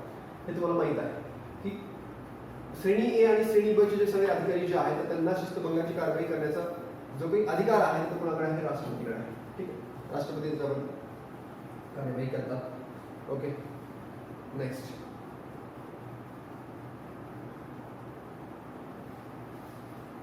पुढचा प्रश्न घेऊया. धोरणकर्ते हे खऱ्या अर्थाने अनुकूलित नसतात तर काहीसे संतुष्ट असतात असं म्हणतात. आता हे स्टेटमेंट आहे, हे पब्लिक ऍडमिनिस्ट्रेशनचा पार्ट आहे. ठीक आहे, तर आता हे जज करणं हे खूप अवघड आहे. मात्र याचं जे उत्तर जे आहे ते हर्बर्ट सायमनने सांगितलं. हे स्टेटमेंट हर्बर्ट सायमनचा. असे वेगवेगळे स्टेटमेंट आहेत धोरणकर्त्याच्या बाबतीमध्ये असतील किंवा कलेक्टरच्या बाबतीमध्ये असतील वगैरे. तर हे पुस्तकात दिलेले आहेत, ते आपल्याला पाठ करावे लागतील. इथे काही लॉजिक लावता येणार नाही आपल्याला. ठीक आहे, तर हे फक्त पूर्ण माहितीवरच आधारित असलेला प्रश्न आहे. नेक्स्ट 95. लॉर्ड कॉर्नवॉलिसला भारतातील नागरिक सेवेचा जनक असं म्हटलं जातं असं म्हणतो. कॉर्नवॉलिस जनक आहे का? हेस्टिंगला जनक म्हणू शकतो आपण. बघूया. लॉर्ड वॉरन हेस्टिंगने नागरिक सेवेचा पाया घातला, बरोबर आहे. सॉरी, पाया त्यांनी घातलेला आहे, त्यांनी विकास केला आहे, म्हणून त्याला जनक म्हणू शकतो आपण. ठीक आहे, लॉर्ड कॉर्नवॉलिसने नागरी सेवेत सुधारणा करून त्यास आधुनिक बनविले व तर्कशुद्ध केले. हे पण बरोबर आहे. 1905 मध्ये लॉर्ड मिंटो 5 ला नव्हता, 1905 ला होता. ठीक आहे, ओके, हे इथे एकदम चुकीचं आहे. ओके, कॉर्नवॉलिसनेच त्याला मॉडिफाईड करून त्याला कॉलेज वगैरे चालू केलं होतं. ठीक आहे, तर चौथं स्टेटमेंट एकदम योग्य नाही आहे. ठीक आहे, मिंटो हा 1905 च्या नंतरचा, त्यामुळे त्याचा कार्यकाळ जरी माहित असेल तुम्हाला गव्हर्नर जनरलचा, तरी तो प्रश्न सुटणार आहे. ठीक आहे, चल पुढे. महाराष्ट्राच्या विधिमंडळ समिती संदर्भात पद्धतीबाबत खालीलपैकी कोणते विधान बरोबर नाही असं विचारलं. लोकलेखा समिती या समितीमध्ये सदस्य जोपर्यंत नवी समिती स्थापन केली जात नाही तोपर्यंत पदावर राहू शकतात. हे महाराष्ट्रात विचारले. सेंटरचं तुम्ही जर विचारलं तर काय होईल, सेंटरमध्ये 1 वर्षाचा कालावधी असतो, मात्र महाराष्ट्रामध्ये कंटिन्यू करतात. अंदाज समिती या समितीचे सर्व सदस्य हे फक्त विधान समितीचे सदस्य असतात. महाराष्ट्रात एकमेव असे आहे की 29 सदस्य जे आहेत त्याच्यामध्ये विधानसभेचे सुद्धा आणि विधान परिषदेचे सुद्धा सभासद आहेत. अंदाज समितीमध्ये, अंदाज समितीला आपण मिनी लोकसभा असं म्हणतो, कारण लोकसभेचे सगळे सदस्य नॅशनल लेवलवर असतात. मात्र महाराष्ट्राच्या लेवलवर आपण त्याला विधान परिषदेमध्ये सुद्धा आपण त्याला स्थान दिलं आहे. तर हे फक्त महाराष्ट्राच्या बाबतीत चुकीचं आहे. सार्वजनिक समिती या समितीचे सदस्य हे विधिमंडळाच्या दोन्ही सभागृहातले आहेत. नियम समिती विधानसभेचे सभापती हे त्याचे अध्यक्ष असतात. हे पण बरोबर आहे. तर दुसरं एक विधान चुकीचं आहे महाराष्ट्राच्या बाबतीमध्ये, सेंटरपेक्षा थोडंसं वेगळं आहे, लक्षात ठेवा राज्याच्या लेवलवर. ओके, राज्य निवडणूक आयुक्ता संदर्भामध्ये विचारलंय. भारतीय राज्य घटनेच्या अनुच्छेद 243 के अन्वये राज्य निवडणूक आयोगाची नियुक्ती केली जाते. तुम्हाला माहित आहे के आणि Z1 हे कलम जे आहेत ते राज्याच्या निवडणूक आयुक्त संदर्भामध्ये आहे. राज्य निवडणूक आयुक्त पदावर अशा व्यक्तीची नेमणूक केली जाईल जो अतिरिक्त मुख्य सचिव म्हणून कार्यरत आहे किंवा कार्यरत होता, यापेक्षा खालच्या स्तरावरील नव्हता. असं काही क्वालिफिकेशन विशिष्ट दिलेलं नाहीये, तरी पण बघूयात आपण. राज्य निवडणूक आयुक्त हे आपल्या पदावर 3 वर्षापेक्षा जास्त काळ राहणार नाही आणि त्याची पुन्हा त्याच पदावर नियुक्ती होण्यास ते पात्र असणार नाही. ठीक आहे, 665 असे जे आहे. UPS मला हे महाराष्ट्राचे 7वे, हे 6वे आहे. ठीक आहे, हे 6वे आहे. तर हे डी तर विधान चुकीचं आहे. ओके, डी कट करूयात आपण, डी कट करूयात, ए आणि ए बी. ओके, तर बरोबर तुम्हाला विचारलेलं आहे. तर फक्त इथे ए जे आहे ते बरोबर आहे, बाकी सगळे विधान जे आहेत ते चुकीचे दिलेलं आहे. 97 जो प्रश्न आहे. ठीक आहे, केवळ एक बरोबर आहे.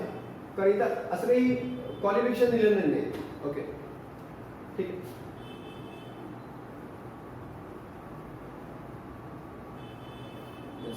पुढे पंचायत समिती स्तरावरील सरपंचाची समिती याबद्दल खालीलपैकी कोणते विधाने विचारात घ्या. एक, या समितीत 15 सरपंच किंवा गटातील पंचायतीच्या एकूण सदस्य संख्येच्या 1/5 यापैकी जी संख्या अधिक होईल ते असतात. हे बरोबर आहे. समिती आवश्यक असेल तितक्या वेळा आपली सभा भरवी, परंतु तिची मागील सभा व पुढील सभेचा दिवस यामध्ये 3 महिन्याचा अवधी असं म्हटलं. बघा इथे कदाचित 1 महिना असायला पाहिजे. पुढे बघूयात आपण. समितीमध्ये कोणतीही जागा रिकामी झाल्यास त्यामधील सदस्यांस जणू काही कोणतीही जागा रिकामी झालेली नसावी याप्रमाणे काम करता येईल. हे जनरल स्टेटमेंट आहे, बरोबर येऊ शकतं.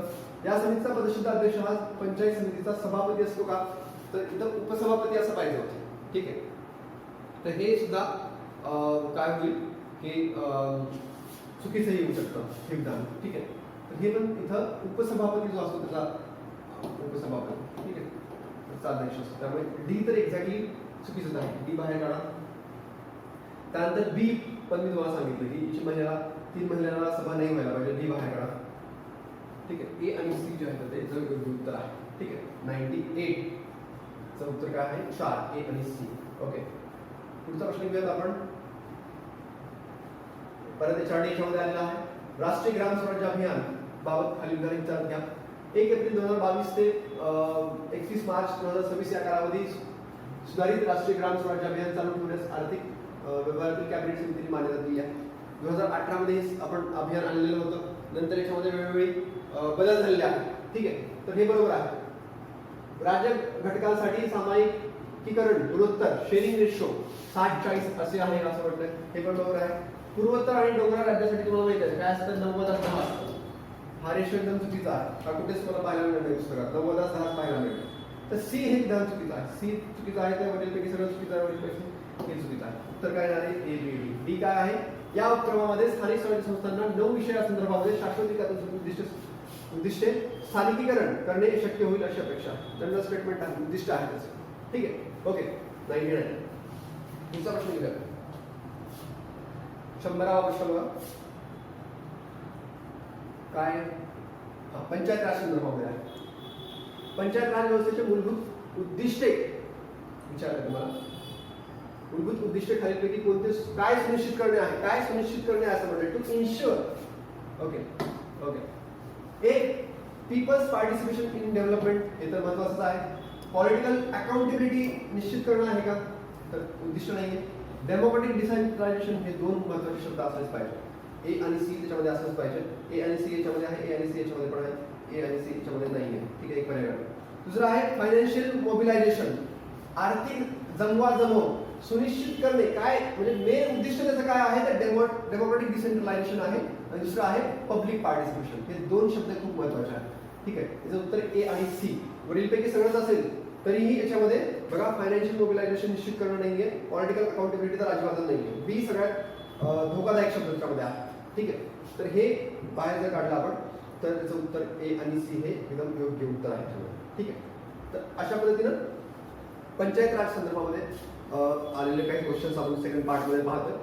सेकंड पार्ट मध्ये बऱ्यापैकी माहिती जास्त असणारे म्हणजे पाठांतरावर जास्तीत जास्त भर असणारे क्वेश्चन्स तुम्हाला पाहायला मिळतात. ठीक आहे. म्हणजे पार्ट 2 असेल किंवा पंचायत राजचा काही भाग असेल तर त्याच्यामध्ये तुम्हाला काय करावं लागेल? जास्तीत जास्त फॅक्च्युअल डेटा कसं तुम्हाला पाठ करता येईल याच्यावर जास्त भर द्यावा लागेल. ठीक आहे. पहिले काही क्वेश्चन्स आपण 50 पाहिले तर ते कन्सेप्च्युअल जास्त आधारित होत आहेत. ठीक आहे. क्वालिटी पार्टवरचा कन्सेप्च्युअल भाग तुमचा क्लिअर असला पाहिजे. आणि पुढे जे काही असे टॉपिक आहेत पंचायत राज असेल किंवा कायदे असतील किंवा पार्ट 2 मधला असा काही भाग असेल जिल्हाधिकारी वगैरे किंवा सेवा वगैरे याच्यामध्ये फॅक्च्युअल गोष्टी जास्तीत जास्त महत्त्वाच्या आहेत. ठीक आहे. तर अशा पद्धतीने आपण 100 क्वेश्चन्स पहिले डिस्कस केलेले आहेत. आता इथून पुढचे जे काही पार्ट सेकंडवरचे काही क्वेश्चन्स आणि कायद्यावरचे काही क्वेश्चन्स जे आहेत ते आपण पुढच्या लेक्चर्सला डिस्कस करूया.